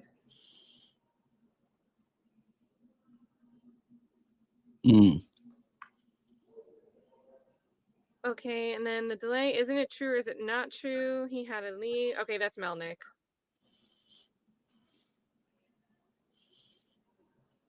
Okay, because I think is this it where you were cut off? Yeah. You're about to say it's not true, but she could have typed both of it. Yes. The feds, can you explain this part? Because this is where you guys must have been talking over each other. That's where we're talking over each other. And I say, well, that's not. And she says, it is true. Because when I read this, when I was reading this and we got the feds and it was cut off, and I was like, oh, what were they talking about? But it's not protected from federal prosecution. Mm-mm. And like people, I see a few people ask, like, did he sign off on this? There is nothing that he signed off on. This was not a gift. It was forced immunity. And you know, go ahead. I want to say that one of the first times I saw this is in a situation with Bill Cosby, but it was a civil case where the state gives him this immunity to protect the victim's right to bring forth a civil case. But I had never seen it be used in a criminal case that it says that, you know, what I guess he does. I've just never seen this public interest stuff. And I had spoke to several attorneys about it once I was presented with it. And these are more seasoned attorneys than me, and they had never seen it be used either. I still don't know what the public interest is of somebody saying that they are going to lie. Well, and this is where we're getting to, it's signed off at the county level. It's not just Love and Glanville. This is from the district attorney signing off on this. Which is why you saw, if you guys are on X, you saw Ashley Merchant comment on these transcripts. Let's go. Because Ashley Merchant has a big issue when she saw the transcripts, saw a little bit more about this immunity agreement, and realized that Fani would have had to have signed off on everything that was brought to her. Hey, this is the agreement we're looking for, so we can get this witness to testify. Fani agreed. So Ashley Merchant, she didn't go into too much detail, but she said it's pretty ridiculous. And even that, you know, like I tell people, like, even when this started to unfold, I was immediately nervous because so much has happened contrary to what I believe to be the law. I speak as to how Ashley Merchant gets up and she says, and she explains the law to Judge Glanville, and he pretty much says, yeah, I hear you, but I'm still going to sentence him to these 20 days unless he tells me who told him. That's crazy. It's even more ironic that he never finds out who told him, and he drops the issue and has me in fear for 2 weeks for no reason. There you go. Yeah, and you flew back out, didn't you? I mean, maybe you had other stuff to do anyway. Yeah, I flew. Yeah, he said, I'm going back home. And it's not till the night before the first show cause hearing, where I'm blatantly listed, that he then says, oh, never mind, let's do this on July 3rd. Talk That Law. What's your Twitter? Talk That Law. Do you have a Twitter? No, I don't have. Well, I do have one. I just started, so it's nothing going on there. I just created it to save the name so nobody can take it. But I'm gonna start using it. Who's trying to look for it? Thugger Daily. Oh, shout out to Thugger Daily. All right, so I want to do something real quick here. All right, so first of all, let me know what y'all think real quick. All right, let me know what y'all think about this real quick, okay? Because this is absolutely insane. All right, I think the rest of this, they're just going a little bit into the transcript. You want to keep going with this, or because I kind of want to go to the interview that AV to the 7th Power had with Doug Weinstein after, I guess, the defense won the fact that, you know, Glanville said he was going to release the transcripts and things like that. You all want to go to that, or you want to continue this right here? Just let me know. If you want me to continue this video, just put go ahead in the chat. If you want me to go to AV to 7 Power interview with Doug Weinstein, put a 1 in the chat. SDD said, if there is any redeeming quality of the local bar, they should have made a review, at least in process. Flagrantly abuse of power. Jump, man, I can't. We're good too anyway. Okay. All right. So let me go ahead and let me get to AV real quick, because she did an excellent job interviewing my man Weinstein, right? So I want to go ahead to her channel real quick, and I want you all to see this too and see what his thoughts were as well. Okay. Let me go ahead and see here. Da-da-da-da-da-da.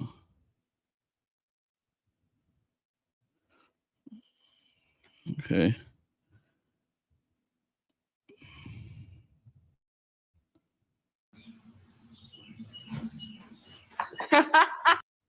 Welcome. I'm great. Hey. All right, here we go. So let's go ahead and watch this interview that she does with Yak Gotti's lawyer, Doug Weinstein, who is the reason why this this recusal motion and this trial is basically on hold in the first place. Obviously, Glanville, I affectionately call him Pituitary Glanville, is the one who said, hey, you got me. I'm going to release the transcripts. I'm going to do all that's going to be full, unredacted transcripts, right? Air quotes. I'm going to moot the motion to quash. So, Miss Bumpus, you don't have to worry about coming to court. We're gonna get rid of that there. I'm going to recuse myself so that way somebody else can review my recusal, a different judge, so I can't review my own thing. And so this is after that whole day went. So let's see this interview real quick with Weinstein and with Miss AV to the 7th power. Let's go. Hey, AV, how are you? I am good. Thanks so much for coming on the platform today. I know you've had some time in court and, you know, you worked with Megan too. So that was good. I so appreciate your time and making the time to be here. Yeah. And just for everyone commenting on you being late today, I just want to say, to the extent that AV is late today, it's because I kept her held up. And also it's really in keeping with the YSL case that we start things late. So yeah, I'm sure. Put Doug in the chat, y'all. Put Doug We've seen that. Like we've had many delayed mornings and we saw that I think on June 7th, right? A little bit of a delay there. Always late. Yeah. Amazing. So Doug, I would love to just start by allowing you to introduce yourself. How have you been involved in the case for newer folks that are just now keeping up with it? Tell us a little bit more about you, your practice area, and things of the like. Sure. So again, my name is Doug Weinstein. Hello, everybody out there. I am one of Yak Gotti attorneys, one of Diamante Kendrick's attorneys. I work with Jay Apt and also with Katie Hingerty. So the three of us all represent Diamante. So when you're watching the YSL case or you're reading about it, it could be one of any of us in there at any given point in time. I am the attorney that tends to be in there most of the time, but sometimes we'll all be there. And I've been working on this YSL case since almost the beginning, and in trial almost every day for the last 18 months. Wow. And tell us a little bit more about Diamante. What are the specific charges that he is looking at with his involvement in this case? Right. So he faces a number of charges here. Sorry about that beat. No, he you're good. A number of charges here. He's been charged with racketeering, with gang activity. He's being charged with a host of charges related to when there was the arrest of Jeffrey Williams, young thug, at his house in Buckhead. Diamante was there, so there were some guns that were there. There were some drugs that were there, so there are charges related to that. And then there's the charge that we're really in the middle of at trial right now, which is there's a murder charge that he faces, alleging that he was involved in the murder of Donovan Thomas. Got it. Now, recently, we know the last 3 or 4 weeks have been pretty heightened with what has been happening, especially with the ex parte communications or the ex parte meeting that happened. You've played a significant role in that in the past few weeks because we saw the filings go up to the Supreme Court and things of the like. I really just want to start with a background as far as today, right? We've been hearing that a lot of those filings did come from legal strategy, right? And that's one thing I really want to clear up with my audience too, because, you know, I had made a blunder last week and I was just like, oh, well, we filed this in a court that it should have been filed in. But at the same time, if Glanville is making decisions, like how do you go from step 1 to step 2 to step 3, right? You have to have some strategy with those things. Can you share some insight on your strategy that led to the case being reviewed by the Supreme Court and then ultimately, you know, being assigned to the Superior Court? Sure. Let's talk about this. So, on the 10th of June is when that secret ex parte meeting took place. And I learned about that at the same time as Brian Steele, from the same source as Brian. And of course, Brian brought it up in court on the 10th. Based on that, on the 12th, that Wednesday, I went to the judge at the end of the day, and I filed a motion and I gave it to the judge, and I asked the judge to recuse himself from the case. And there's certain steps when that's done. There's a process in the rules here in Georgia of exactly what has to happen then. So, for example, when I asked the judge to recuse himself, he's required to stop doing everything he's doing. Yes. And he has to see, well, is the motion filed in a timely fashion, which it was because it was within 5 days of what I was complaining about, which was the secret meeting, the ex parte meeting. In the affidavit, the document that I filed where I provide the allegations of what happened in that meeting and why he should be recused, you know, does that, were the I's dotted, were the T's crossed on that affidavit? And if you read the affidavit and you assume everything I wrote is correct, should he recuse himself? And if the judge goes through that process and says, yes, I mean, I'm not going to argue with the facts because I'm not allowed to, but if everything you say is true, then perhaps I should recuse myself. And therefore, I, as the judge, need to have another judge determine whether I should be recused. Recused just meaning being removed from the case and another judge taking over. So I did that, and I don't believe the judge followed those steps. And some of you may have heard me argue that the judge didn't follow those steps. So he denied my motion. I asked him if I could appeal that to the Court of Appeals immediately, and he denied that. I suggested that there was a bit of a cloud hovering over the case because of the situation, and he took offense to that and warned me to tread lightly. We were watching that when that conversation happened, and even just the certificate of immediate review. You know, a lot of us were rooting you on from home because we noticed that he didn't allow you to really get a lot of words out in that moment. So it was nice to be able to read through your affidavit, and particularly, we'll come back to this because I want you to finish your thought. I actually spent some time on the affidavit included from Attorney Tate, and we went through his background, his history, and his opinion. I thought that was brilliant. So I want to compliment you on that. And we'll come back to that. But you know, we didn't see the certificate of the immediate review. I don't think he even, like, he said it first, like, no, I'm not going to grant it. And we didn't really get a lot of discussion. He refused to grant that and took offense that I asked for one, or it really took offense that I said that there was a cloud hanging over the case. So, and I don't want to take too, but when it was denied, at that point, I had a choice. Okay, we had a choice. We could go through the normal process of petitioning in Fulton County to have another judge force Judge Glanville to follow the proper procedure on recusal. Please, and have another judge make that decision. Should the judge be recused? So I filed a petition, and anyway, I could file that petition in Fulton County, but I also could file that petition with the Georgia Supreme Court.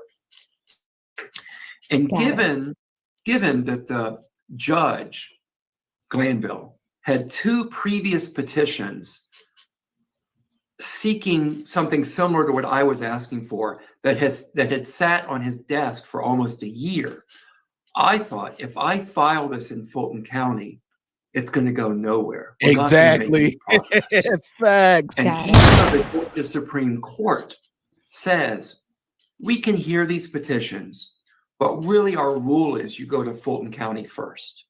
So Mhm. I wasn't exactly anticipating winning in the Supreme Court, but what I was hoping for, I mean, I would love to have won, but absent winning, the next best thing Smart, is to get dude. some kind of ruling from the Supreme Court that would tie the judge's hands. Where if I Yeah. did go and file in Fulton later, it couldn't just sit there. So last Thursday, we did get that ruling from the Georgia Supreme Court that said, no, we can't hear the case, but here are the steps you need to do. And by the way, this can't sit at Judge Glanville's desk. This is going to need to go, and another judge is going to need to hear it.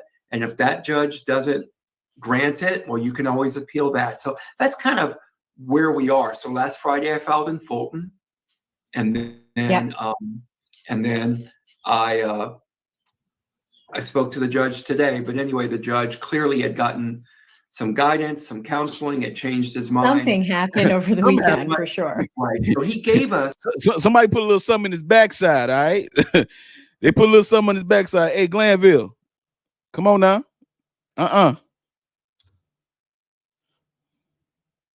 some counseling. It changed his mind. Something happened over the weekend for sure. Right. So he gave us everything I asked for in the petition today.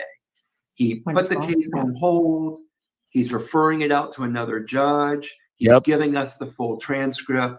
So Mhm. everything I asked for in those petitions, we're getting anyway. So that's great. We're really happy with where we are.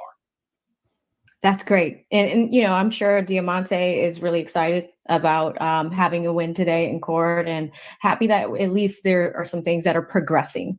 And it looks like there's, that's good. That's good. Yeah. How has his demeanor been throughout this process? You know, I've gotten to know him so well, and it's almost like family when you sit next to someone every day for 18 months, all day in court. So I think we've grown close. He's a really good guy. He's very intelligent. He follows everything going on in court. He asks excellent questions about things. He's able to follow my guidance. And I think, considering that he has been really incarcerated now in Fulton County Jail, which is a horrible place. Oh, Yes, we've it heard is. about the bed bugs and just the jail People are dying in crumbling. there. So Crazy, terrible. man. Yeah. He's been incarcerated for 26 months, but he still has great spirits. Some days are harder than others, but he's doing really well. And this was a big moment for us because we fully believe if we get a fair trial in this case, we're going to get not guilty verdicts. And now we're at the point where we're questioning if we're getting a fair trial. So maybe if we get another judge in here, we'll get the fair trial that everyone is constitutionally required to have. Yeah, that's fantastic. And just diving into the significant court win, congratulations, firstly. It's huge. I think it will definitely lead to some victory for you guys.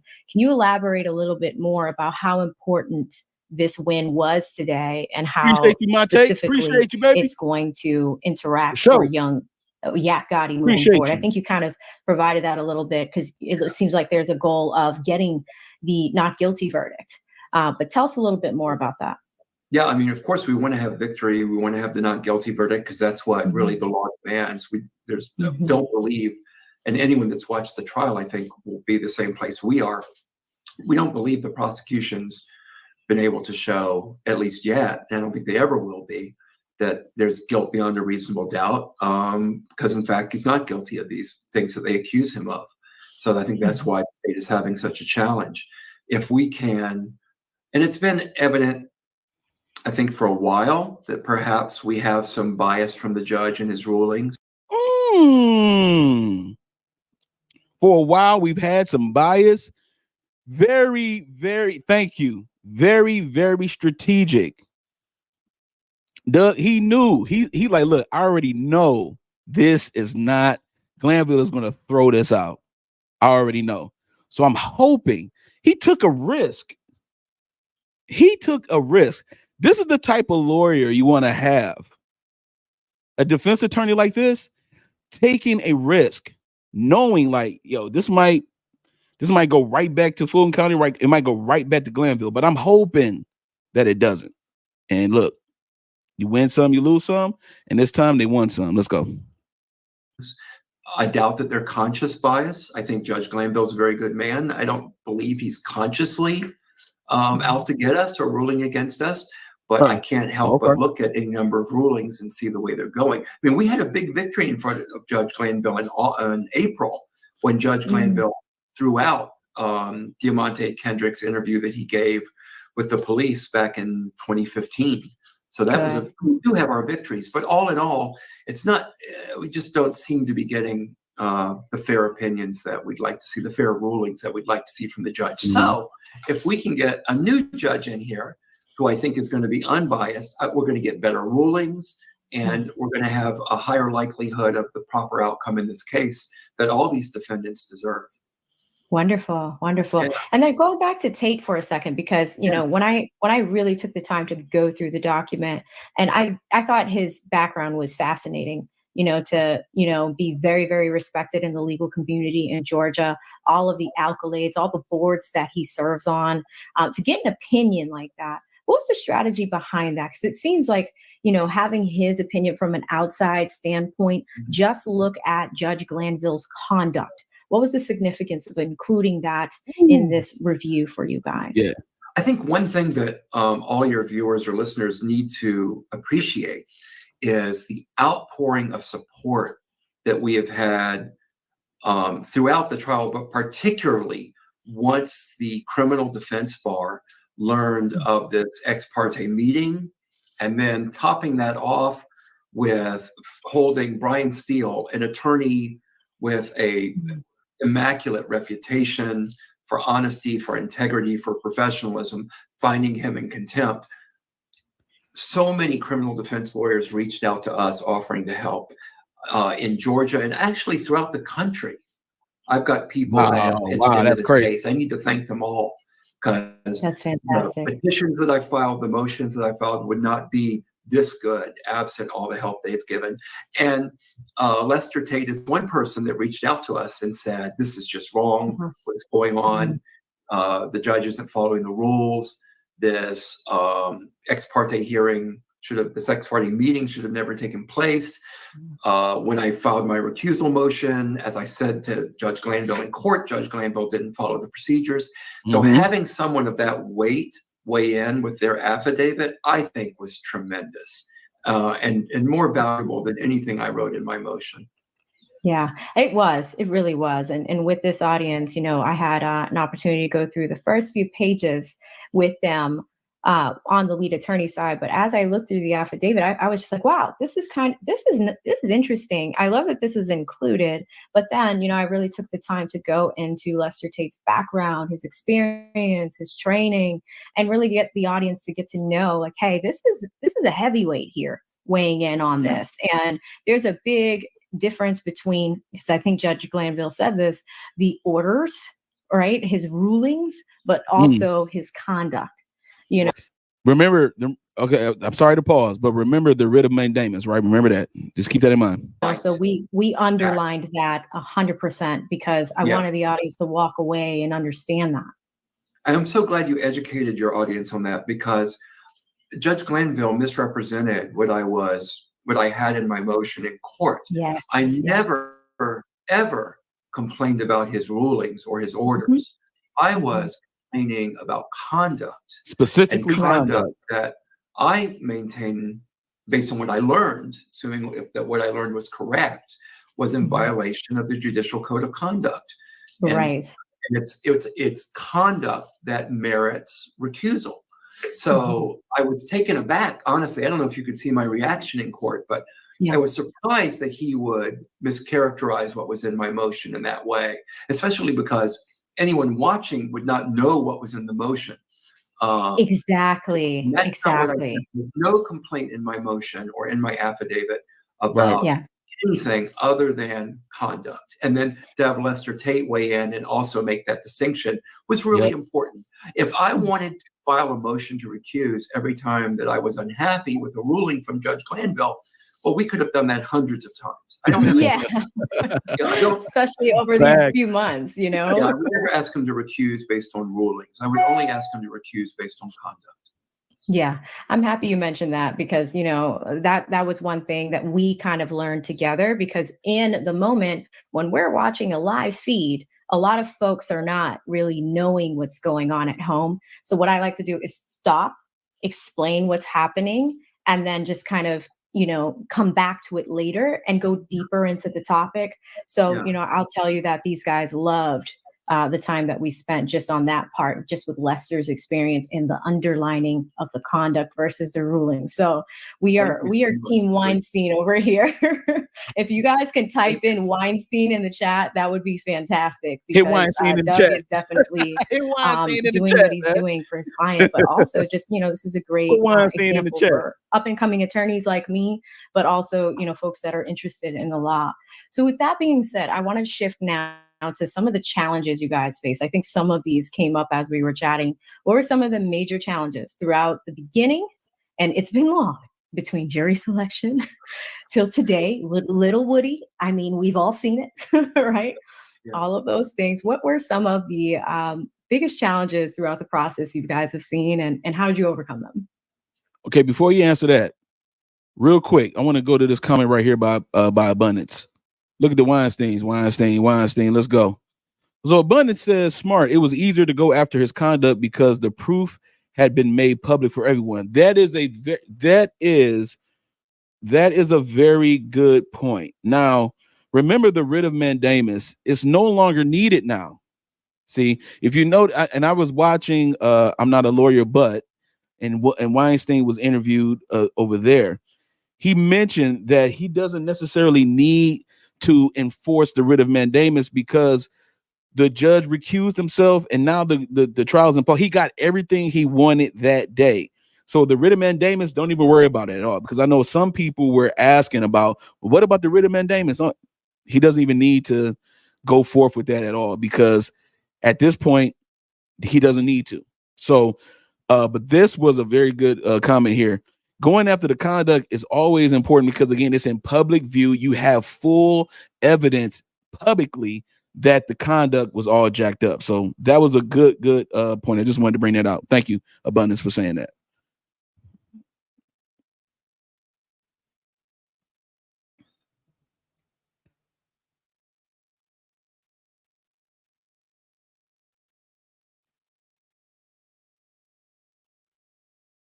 Oh, snap.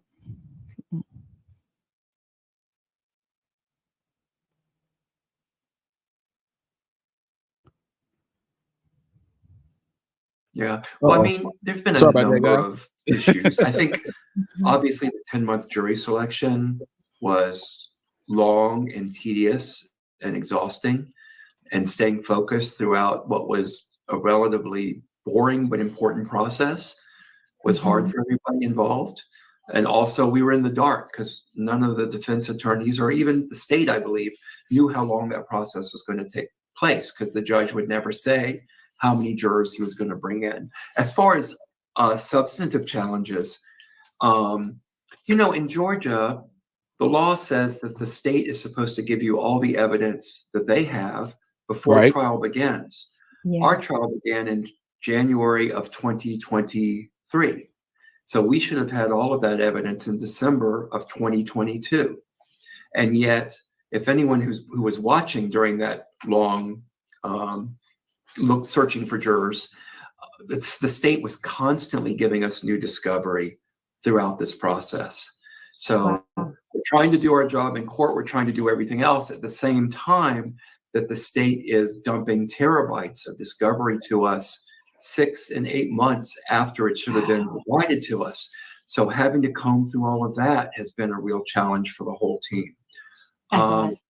Yeah, so there, you know, discovery, really getting through I think we have 8 terabytes of discovery. That's a lot, guys. Like we can quantify what 8 terabytes, just 1 terabyte is a ton, but 8 terabytes is so long. And even for us last week, I did, you know, stream some of the proceedings with them, but the phone calls, we're getting through those, or at least we're going through them now.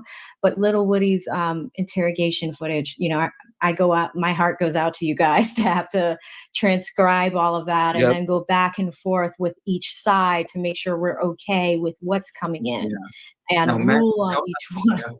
I'll tell you, like, there's so much work to be done. Max Shart has carried a lot of the weight of going Yeah. through the transcripts and identifying that stuff, along with Brian Steele's team.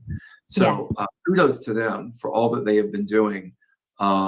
There's no way any of us, I think, could get through this trial without the other defense attorneys and all of us all working together. And we are, having been involved for 25 years or more in a lot of cases with multiple parties, multiple defendants, having attorneys that actually can work together, set egos aside, cooperate.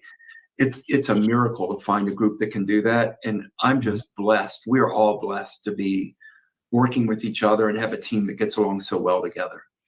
That's awesome. Yeah. And, we've also talked a lot over here about how uncommon it is with RICO cases. Like, we see them, but not as often. I know that is it's a challenge because you have so many defendants. There are other cases in the state of Georgia that have RICO attached to them. And we know that it can be a big resource. It can deplete resources from the government in a sense, right? Like, these are taxpayer dollars, things of the like, and it's got a lot of eyeballs on the case itself. And, I try to mention to them that usually it's one table against another table, but you guys are like a sea on one side. And we often mention how, even if it is an opportunity to approach the judge, and, sometimes we would have to look at things if the state is bringing something up for you guys to all talk to the judge, and there would be so many of you coming from the defense side. It's like a little army, but it's we mention how that is uncommon in the everyday courtroom. Right. We try to, we have 6 defendants. We try not to send 6 attorneys up to the judge's bench when he needs us, just a couple of us. When that happens, though, I hope your viewers understand, your audience understands that we're all listening in when that's happening, including our client. So anything happening at the bench, we're all hearing. So we all have the opportunity to weigh in on everything. But unlike the state, I think we try to be efficient and move things along. Yes. Yeah. Oh my goodness. Like, even these guys were sitting here with me for hours watching it. And I try to like balance out my study schedule for the bar. And I'm like, okay, we can only do a few hours today because I really need that time to focus on other things. But it's really interesting because sometimes they are watching and they're just like, why is it taking so long? Why is this happening? Why weren't some of these things done during the discovery process or pre-trial? But it seems like some things are reactionary. Would you agree with that? Like, I'll give you an example. This issue of having to go through all the transcripts for Mr. Copeland and identify what should come in, what should not come in. Normally, that would be something that you would do before you have the jury seated. But I guess the prosecution would say that they didn't expect. I mean, I don't know what they would say, but I guess they would say that they didn't expect Mr. Copeland to testify inconsistent with his. And by the way, I don't believe he testified inconsistent, but they maintain he testified inconsistent. Remember, I said they was trying to build their case during the trial. Interviews. That's exactly what he just confirmed that. He did, but they say he did, so they're going to say, well, we didn't anticipate needing to bring in these interviews. I don't think they should come in right now. Yeah, because it's essentially been. Yeah, because it's essentially been the last 2 or 3 weeks we've been focused on this. Like, that's where we've been. Yeah, because we've got, I don't know, a dozen hours of these interviews to go through, and it takes a long time. Yeah, and we haven't touched the jail phone calls yet. It seems like that's coming. Yeah, those aren't going to take as long. I think we can get through that pretty quickly. Okay, got it. Because I think one of his interviews and the audio, does it sound different in the courtroom? Because from home, the audio of those interviews, it's just like, what is happening? Like, the audio is not the best. So we all suffer listening from home. I'm like, all right, guys, there's a headphones warning. Take them out for a second. So we often go through that. Shifting along to the implications of the trial, right? How do you see the decision that was made today impacting the dynamics of the trial? And do you anticipate any like broader implications in the next few weeks for any other defendants? Well, I think the implications, I mean, and for what's going on right now with the recusal, all of that affects all the defendants the same. I think we're all impacted no matter what happens. So if the judge is recused, we'll all get a new judge. Yeah. And then a decision will have to be made of what happens with the trial when we get that new judge. Does the new judge slide in and we try to rewind everything back to June the 12th? Because that's what the law requires. How do you rewind what the jury has heard? Can you rewind what the jury has heard? I would argue you probably can't do that. So do you have a mistrial? Well, we'll see how things go. Wonderful, wonderful. And then just to close, because I know we're kind of short on time here, but I want to be respectful of your time as well. Yeah, absolutely. What are the next steps specifically for your client, for Yap Gotti, for his legal journey, Diamante? How do you plan on building on this momentum and securing a favorable outcome for your client?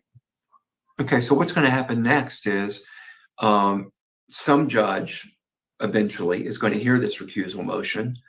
I hope that they're going to be hearing it next week, ideally. I don't believe any judge in Fulton County can hear it. So I think it's going to eventually be moved to a judge outside of Fulton County, which could potentially delay things a little bit. Yeah. But I'd still hope it would be heard next week. The judge does not have to, under the rules, does not have to have a hearing. The judge could just rule on the paperwork. But given the profile of this and the charges, I would imagine that any judge would want a hearing. So we'll have that hearing. We'll await the ruling of that judge.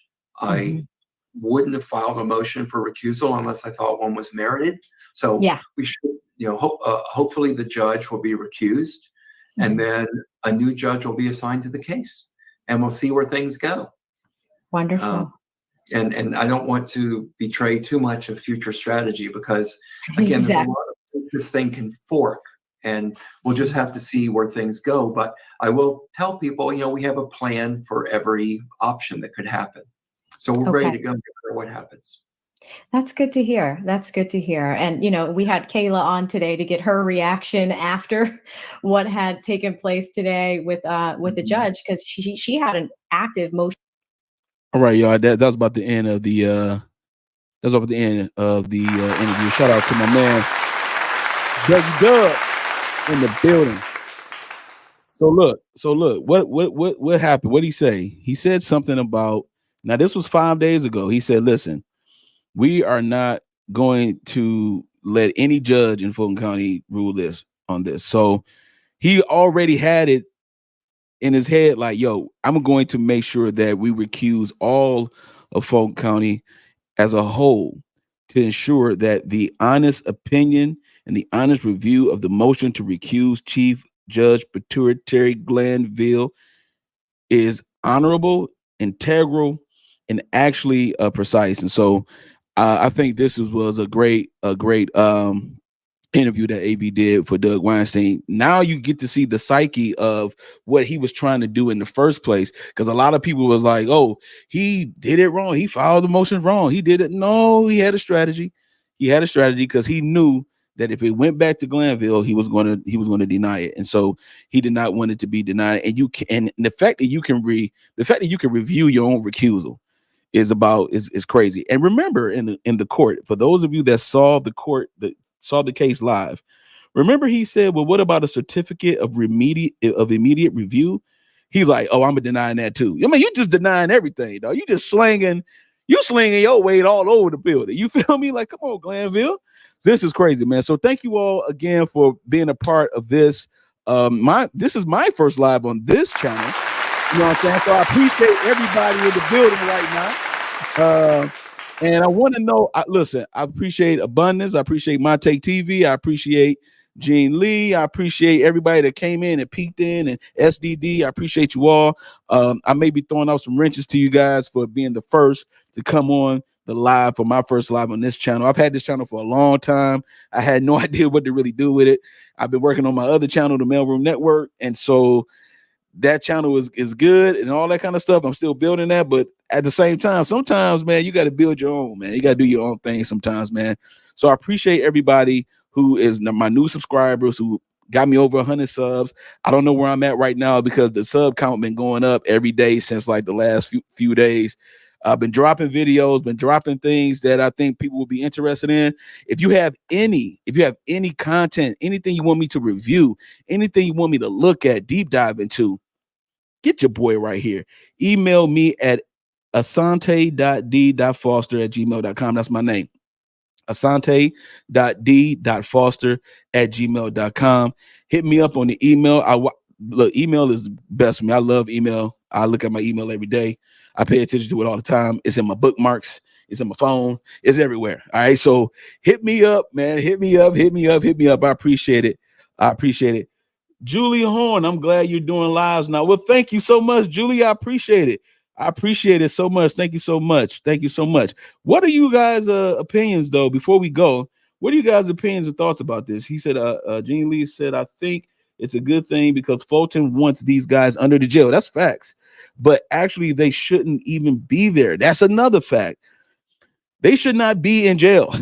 I don't understand what the deal is. Like, people don't understand. Like, they should not be in jail right now because, again, when you don't have a case, you don't really have a case. You know what I'm saying? And so I think if you don't have a case, just stop it, right? I appreciate this. Thank you, Abundance. I appreciate you. Julie Horn said, love your name. Well, thank you. I appreciate that. My godmother, rest her soul, she gave me that name, Asante. She gave me that name. So I appreciate my godmother. Shout out to my godmother real quick. Patricia Holt. Shout out to Patricia Holt. Said, great. I enjoyed it. Thank you so much, Gene. And said, good luck. I appreciate you. So much. Keep looking out for me. Start with bond hearings. There you go. You can start with bond hearings. All right. It's totally crazy to me how this trial has been going. Now, I've been watching the trial, especially the live actual trials itself, the questions and the cross examinations. I've been watching it for a long time, and it's so crazy to me how the fact that the objection count, right? So one of the things that Doug Weinstein, he removed in his affidavit, like, I'm not going to talk about the rulings because we could do this all day, right? What is it? It's the conduct of the court. It's the court's ethics that's causing us to have these side eyes with y'all. You know what I'm saying? And so one of the things too that's very, very important to understand is that a judge that rules is a judge that rules. That's how they get down with it. Questioning the ruling of a judge, they take great offense to it. And that's one of the things that Glanville is doing, right? Him and his dog that's on the side for the comfort, right? So they both don't like the fact that they are questioning the court's integrity. However, you moving suspiciously all the time, and if you moving in a sus way, we're gonna question that. We're gonna definitely question that.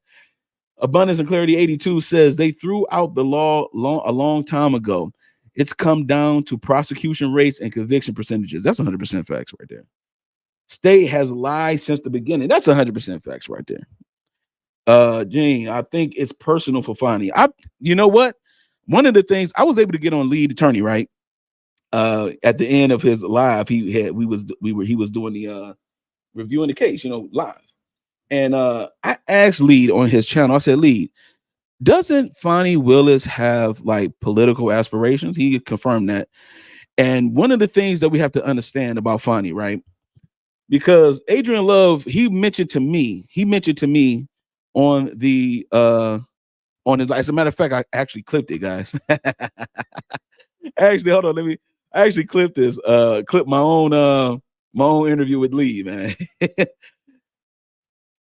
I clipped my own interview with Lee. Hold on. Let me see. Let me check this out real quick. Let me check this out with you real quick.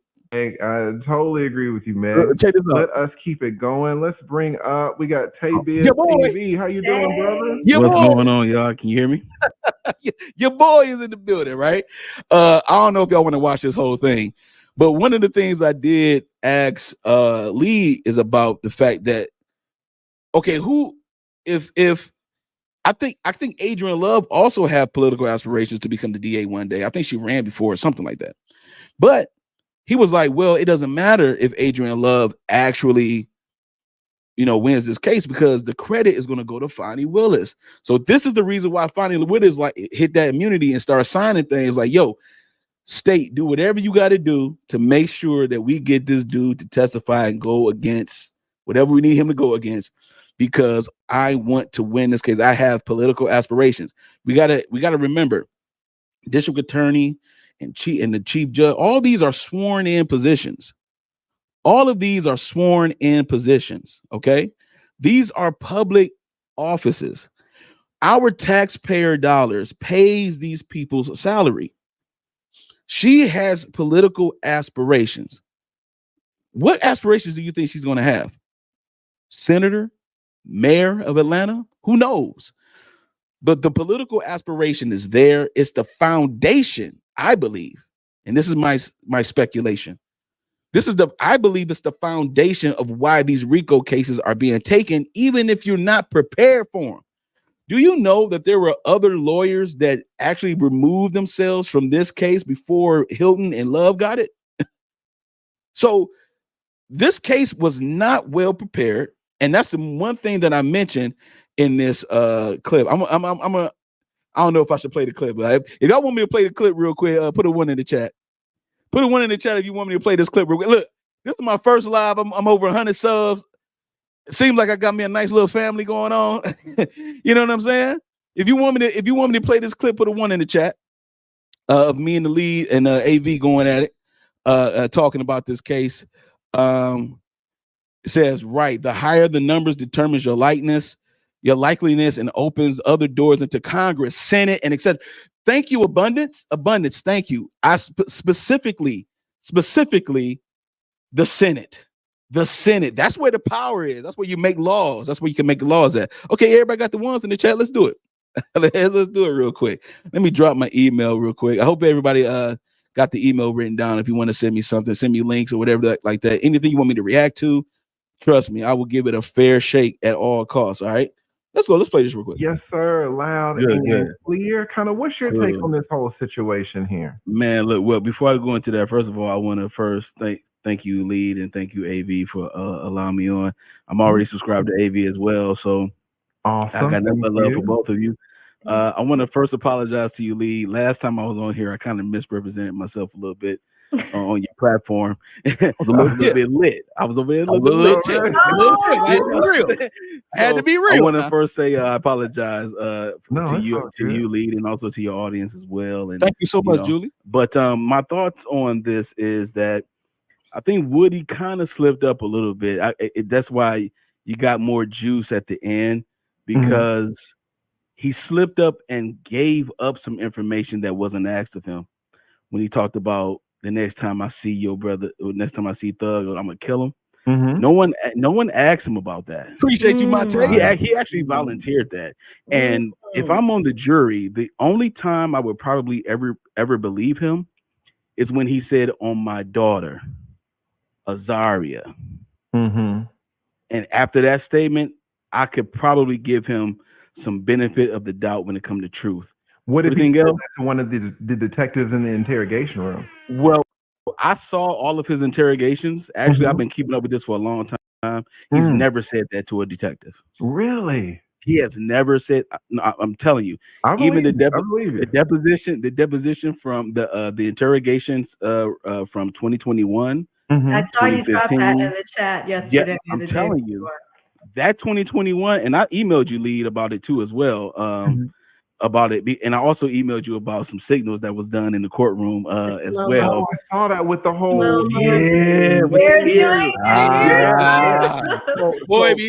So something is going on, but the problem with the problem with the prosecutors is the fact that they're not well prepared for this. And I could tell they're not well prepared for this, because you have a key star witness. First of all, where's Miss Love? Miss Love has all of a sudden disappeared from questioning anybody. Now, you question all these detectives that was at the Lil Wayne shooting that gave you really nothing. Now, this is the guy. And I know you're trying to run for DA at some point again. So this would be an opportunity for you to be the lead attorney on this part, and you gave your star witness to someone who's baffled. AV made a great point while you were gone, lead, about a man cross-examining. See, the defense is all men attorneys. Mm-hmm. Will he do this with a man? You know, and it's and no sexism or nothing like that. But there are certain things that men will not tolerate when it comes to, especially lawyers, detectives, and all that kind of stuff. There's certain things they're not going to tolerate. So I'm curious about the cross-examination. But right now, the prosecution they're losing in this particular trial, and also with everything that came on with the ex parte communications, and the fact that the Supreme Court has the back of your boy Brian YSL Steele. Can I jump in man. for 1 second? Because Tay, you made a Mhm. really good point, and now that I hear it back, it does sound a little sexist. Because here's my other thing, right? Okay. I would love to have seen District Attorney Love ask these questions as well. Yeah. Just because she has more experience, I do think she would have pinned him down as well, and would have not let him move on when she says, "I need you to answer this question. Yes, no, maybe." Yeah. My problem really is with this prosecutor. Yeah, She absolutely. tells him that, but then Uh-huh. he gives her an answer that's not yes, no, maybe, and she moves on. Right. Great point. Yeah. And because I'm gonna be honest with you, I've seen Miss Love prosecute or ask questions. Between the two of them, Miss Love has a more dominating voice. Yeah. Has a more dominating presence. And she knows I'm the chief assistant deputy, chief assistant district attorney. I think she specializes in difficult witnesses.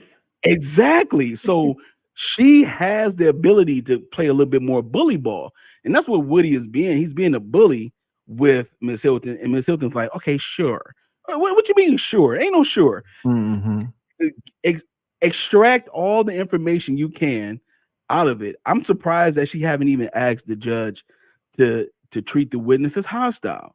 You know, I mean, you already got Glanville on the back pocket, allegedly, as it seems. Right, with the It seems like he's back there. It seems like he's back there, you know. So he's already in the pocket. You've already had ex parte conversations with him, with the sworn witness in the chambers privately. I mean, so go for it, you know. But Miss Hilton is not really doing that. But I think Miss Love would be a little bit more stern, and she's also been coaching Miss Hilton. If you look at the times where they zoom out a little bit with the camera, you can see Miss Hilton telling, Miss Love telling Miss Hilton what to say, how to say it, and things like that. Well, just take over and do it then, you know. Yeah. So I'm a little bit surprised that she's doing that. Yeah, let me tell you why. Let me clear up the surprise. Listen, clear it up for me, okay? Miss Love don't give a damn about this case. Miss Love has prosecuted many cases. Miss Love knows that these cases come and go. What's the problem? Miss Love has a mortgage. All right. She probably got some kids. She knows that if things go well for her and she can keep her nose clean and keep a good reputation, then she might one day become the district attorney. Now she has enough insight to look at Woody and be like, you know, this is going to be a tough witness. Do I want to get up here and embarrass myself on national TV in front of the whole nation, or do I want to just let some scrub handle this? Let her take the grenade. Let her take all of the shells, all of the rounds. I stay clean. I can stay here and just give her little like notes and stuff. I'll do this and do that, but I stay quiet. And so all of the criticism falls on Ms. Hyatt, and then she gets to maybe run for DA one day. But Lee, but watch this though. Let me ask you this. Let me throw back a real quick. What about this though? What about the fact that you have a political motivation for this case? It's the biggest case, in your words, Lee. You said it's the most expensive case Georgia ever had in its history. Absolutely. Is that correct? Okay. So it seems like Love, Miss Adrienne Love, you know, in the past have used opportunity to her advantage. Why not do it now in this particular case? It seems like there's some type of political motivation. I agree with you. She just wants. But let me. She just want to. If this case is won, she's not going to get credit. Fannie Willis is gonna get credit. Fannie. Okay. That's right. That makes sense. Okay. Hold on.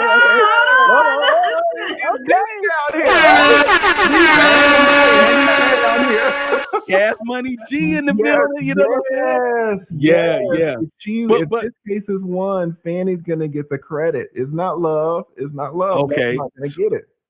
So let me ask you this: with Fannie Willis, it seems like is it safe to say that when you go from DA, that you could potentially have some type of hand in the cookie jar when it comes to being a senator, in a sense, or how See that? Like that? I think the majority of Congress and the majority of the legislatures in our state are attorneys, and so you don't necessarily need to be a district attorney, but it does help to be a lawyer if you're going to draft laws, right? And if you're a DA and you can say, I was hard on crime and I locked this many people up and my conviction rate is 95%, all the stuff that Fannie's saying, that might help you if you try to run for office, because you're already a DA is already a political career, so you might as well run for the legislature. So that's a great point. All right. Okay. Well, listen, let me shout out to Tay Biz TV asking excellent questions.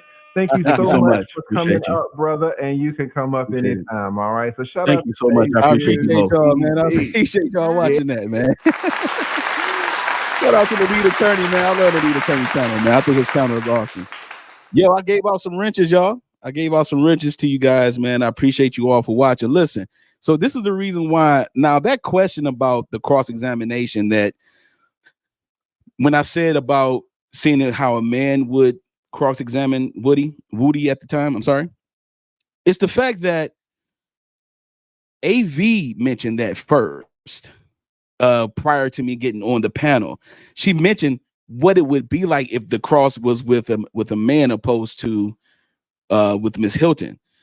Miss Hilton's presentation is very soft and kind of timid. A lot of people say they don't like her voice, man. That's kind of messed up. But it is what it is, But also Adrian Love's voice is a little bit more stern. Adrian Love's voice has that old grandma.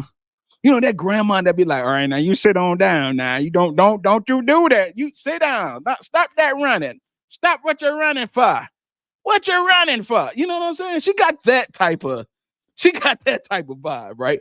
So I think that Adrian Love would make a better prosecutor. But again, like Lee just confirmed, she don't care about it. She don't care about it like that. So it is what it is. It is what it is. But I was on there. I wanted to bring that out because the political aspiration is there for Fannie Willis. It's just there. Why do you think she took the case about Trump? And now Trump has immunity, and I'm going to drop a video about that too. The name of the video is going to be called Mr. Untouchable. Okay, I'm piecing it together, y'all. I'm piecing it together. Okay, I'm trying to get all the facts. I'm piecing it together about what that immunity does for the future of the campaign that he's running as well. Listen, going back to Fannie Willis, it's very, very obvious that she has political aspirations, and she's taken one of the biggest cases of accusing a former president of stealing an election and all that kind of stuff. So it's a lot that goes on. It's a lot that's going on right here. Julie Horn, I'm gonna get to these comments real quick. They're kind of coming in. Julie Horn said Woody missed his daughter's birthday because he was in jail in contempt. That's facts. That's definitely facts. I'm one of his police interviews. Woody said, "I'll tell you anything. I just want to be at my daughter's birthday. The state is so dirty." Absolutely. Thank you. I appreciate it. You're very observant. I like it. I appreciate that. You know what, Julie? I'm gonna be honest with you. I'm an IT professional, and details is my thing. I love paying attention to detail. That's my thing. I can, if something looks a little bit off to me, just a little bit, I can pinpoint it like real fast. Actually, my lady tells me that all the time. So I appreciate. So you're dead on about that. I appreciate you. Says now the transcripts prove why Woody is the way he is. That's facts. The transcripts are proving why he is the way he is. I don't think Woody cares anymore. He just want to be left alone, and he needs to be left alone. Recently, I dropped a video about how his friend Tay had got I don't want to say the word, but I'll say delete it because of the community guidelines on YouTube and out of respect as well. Not too long ago, and so I think he's still, he's dealing with things on his own. I mean, to be fair to him, and that's something that that people need to keep in mind as well. Abundance and Clarity 82 says, I'm in Cali and work in the system. I have seen nasty work. I bet you have. I bet you have. Hilton drives me crazy when she says, sure. Absolutely. Absolutely. Young future prosecutors are watching them, though, and that's facts. Good stuff. I appreciate that. I appreciate that. Thank you, Asante. No problem at all. Listen, get your wrenches, y'all. Thanks, bro. No problem at all. Look at you. Great questions. I appreciate that. I appreciate that. Thank you. Thank you. Thank you. You are absolutely welcome. You're absolutely welcome. I had to do the voice. I had to do Miss Love voice. This is the law of the jungle.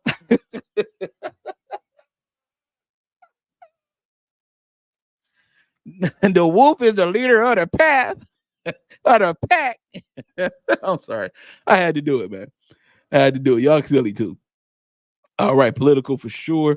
Okay, so the wrench so being a moderator, so like basically when I go live and things of that nature, I trust that you all will monitor the chat while I'm focusing on maybe doing an interview or maybe reacting to a video or talking about whatever my topic is that I'm talking about, and being able to D Pill. Okay, D Pill, I appreciate you. It's a great interview. D Pill, you about to get a wrench. You about to get a wrench, okay? I appreciate it because you're the first one to ever be on my first live. So I appreciate you. There you go, D. If you're still here. So a moderator is someone who will moderate the chat, make sure no one's being disrespectful, make sure no one is being like a lot of profanity and stuff like that, a lot of spam and all that kind of stuff. Because listen, troll accounts are real. They are definitely real. On my other channel, the Mailroom Network, y'all can subscribe to that channel as well. It's the Mailroom Network, all one word. The handle is at the Mailroom Network. I'm telling you, we've had some spam over there, and I had to restrict and do some security overhauls on that channel. So definitely that's something that a moderator does. And so, it'll help me focus on whatever I'm doing on my live, especially, like I said, especially if I have a guest, it'll help me focus. And also it'll help me focus on what I'm talking about as well. And because sometimes I know me, and y'all will get to know me soon. I get really into my stuff. And sometimes I just get zeroed in and I'm really like focused on it. So I may need some help with people that's being a little bit disrespectful in the chat. All right. So I definitely appreciate it. I hope that answered your question there, Gene, about the wrench. Okay. Nathan has been on tour doing interviews. Yes. As a matter of fact, Nathan Wade had an interview where they stopped it. And they had to do a little fireside chat real quick about the relationship that he had with Fonnie Willis. $700,000 though. $700,000 to $700,000 to do your thing. I mean, Wade County was in that month on the banner. You feel me? Jeez, 700,000. What was it worth it, Fonnie? How Fonnie Willis, was it worth it? Oh man, was it worth it? Jeez, Pete. There is a lot, but keep up the good work. This world needs it. Thank you so much. Thank you. So it is a lot of trolls, but thank you so much for saying that, because my thing is this, like, one thing about me, I'm not into that going back and forth with other YouTubers type stuff. I ain't into all that, man. I like doing this. This is fun. I like to discuss things. I like to have certain things I like to talk about. I'm not into the drama, the messiness. I'm familiar with a lot. I've been on YouTube for a long time. I'm familiar with the Anton Daniels of the world, the lead attorneys of the world, and all these guys. I'm familiar with all of them. I'm familiar with Cuff Boys. I'm familiar with How Ridiculous. How Ridiculous is so fun to watch, man. They be doing like little obstacle courses. It'd be all weird, but it'd be fun. But I've been in this space for a minute, but I just always been silent. I've been in the background. and I was working on the Mailroom Network, my other channel. But and it's with my boy JB the Gent, it's with my boy Rollo the Don, you know, and so I'm just telling you, like, this is not a messy channel at all. I want to talk about the facts. I want to talk about what it is that's going on that is of interest.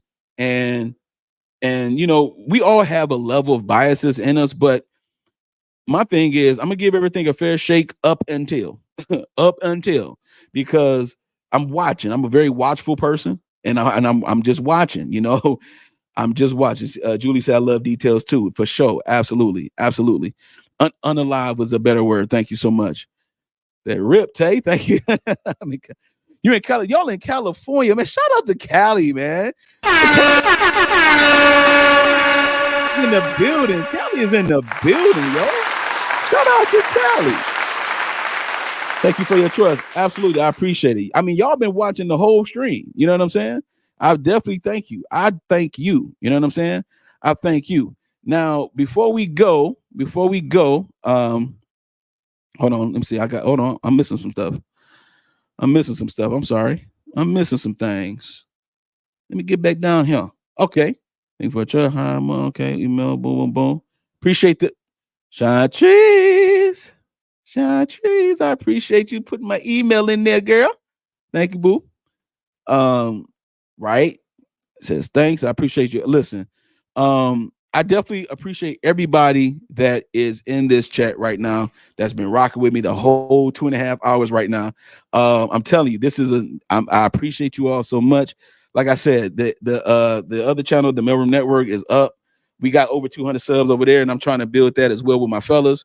If I can, do y'all mind if I just play a quick little commercial real quick? Y'all tired of me yet? If y'all tired of me, I understand. If y'all tired of me, I understand. Okay, because you know I don't want to bore your patience, but I just want to see I want y'all to see how we rock. We got so many shows on that other channel. She said, "Play it." Thank you, Julie. Man, I appreciate y'all. It's like a minute. It's like a little minute. It's not that long. That's what I appreciate it. Let's go. Let's go ahead and play it real quick. Play this commercial real quick. This is the Mailroom Network, the other channel that myself, JB the Gent, my boys Rollo the Don, three brothers I've been knowing for over 20 years. Listen, we doing our thing. Let's check it out real quick.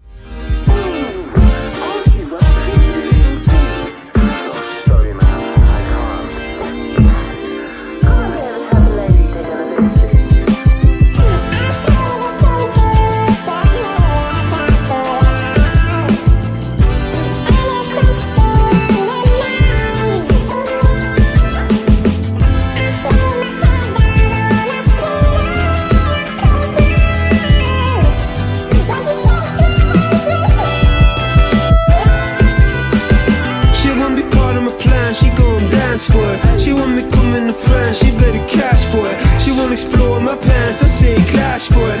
Old enough to be grams, the bank balance on. So she like the conquer like Khan, she holds back on it. I ain't about economy class, I lean back for it. Right about high enough, I'm low battery. Then the credit card comes up, and I'll be handing it out. Life for luxury, mature women touching me. Can't lie, say I don't know how to touch your feels. Few folds, I'm sure that's where the treasure is. She impressed by my high school in the registry. She gon' ba-bum, ba-bum, ba-bounce on it. She gon' ba-bum, ba-bum, ba-bounce on it. Huh? Yeah, we got some things we doing, man. We got some things we doing. She said I'm intrigued, and we'll be checking out. I appreciate it. Look, we got a lot of different things over there, and we talk about a lot of different things, relationships and stuff like that. But we also deal with a lot of other things too, coffee conversation, all that kind of stuff. You know, I'm over there as well. But yeah, so I appreciate you all watching that real quick. But I want to get to something real quick before we go. And once again, I want to drop this banner, man. Thank you all so much for giving me over 100 subs. I appreciate you. I want to drop this right here. Right, I've asked the question: would you vote for Kamala Harris if Joe Biden stepped down as POTUS? And I got 40 out of 40 votes. 28% said yes, and 73% said no about Kamala Harris. I thought that was very, very interesting. I will be dropping a video sometime soon about some things and get to the nitty gritty of some things. I know a lot of people. I know I got some Cali folks. Y'all know Kamala. Y'all been knowing Kamala before she was VP. Now I got some Cali folks, and it's a lot of mixed feelings about Kamala Harris. I'm gonna be honest with you. I'm pleasantly shocked that it is kind of like that. But this is interesting. But I took that poll for a reason. I wanted to see what everybody thought about that. In the meantime, between time, this your boy Tay Biz. Thank you all once again so much for making my first live on this channel a pleasant one. And I will see you all later. I will see you all again. Trust me, this is not the last time you're gonna see your boy. I am here. I'm in the building. All right. Thank you all so much. Thank you all so much. Once again, from the bottom of my heart, I appreciate it. You could have been watching anything else on a Saturday. You spent 2 hours and 40 minutes with your boy. I definitely appreciate it. Thank you all once again. It's your boy Tay Biz, and we out.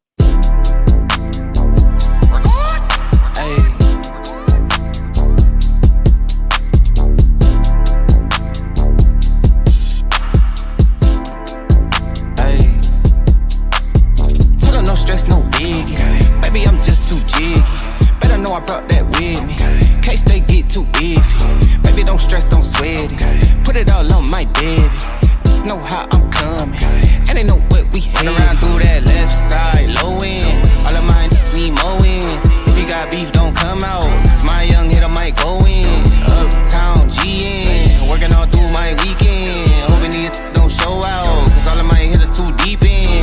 With the boy, I'm so ashamed. Ain't worried about long as my money and my green. Baby, I ain't got work tomorrow. Tell me what the business is. Ain't about no club hop. I'm trying to start some businesses. Shorty, you thought it was, they better know it's not that. Talking all that online, they knowing that it's not fake. Sliding through my hood, I make maneuvers like a Uber, baby. Got a 10-year plan, these can't tell what they doing lately. And I'm way too clean, I'm Listerine, I thought they been knew it. All in my lungs, I got my red cup full of that Henny fluid. Young middle Mad Mac, I'm swinging that leg, I'm banging that do or die. And I ain't that bleedly before I get crucified. Living in my bloodline, this place in my family tree. How the they pressed, I did my best out of what they handed me. Straight out of that country, know my shawty dick as human air. And I need not mention no extensions, that's human hair. Boy, we grew in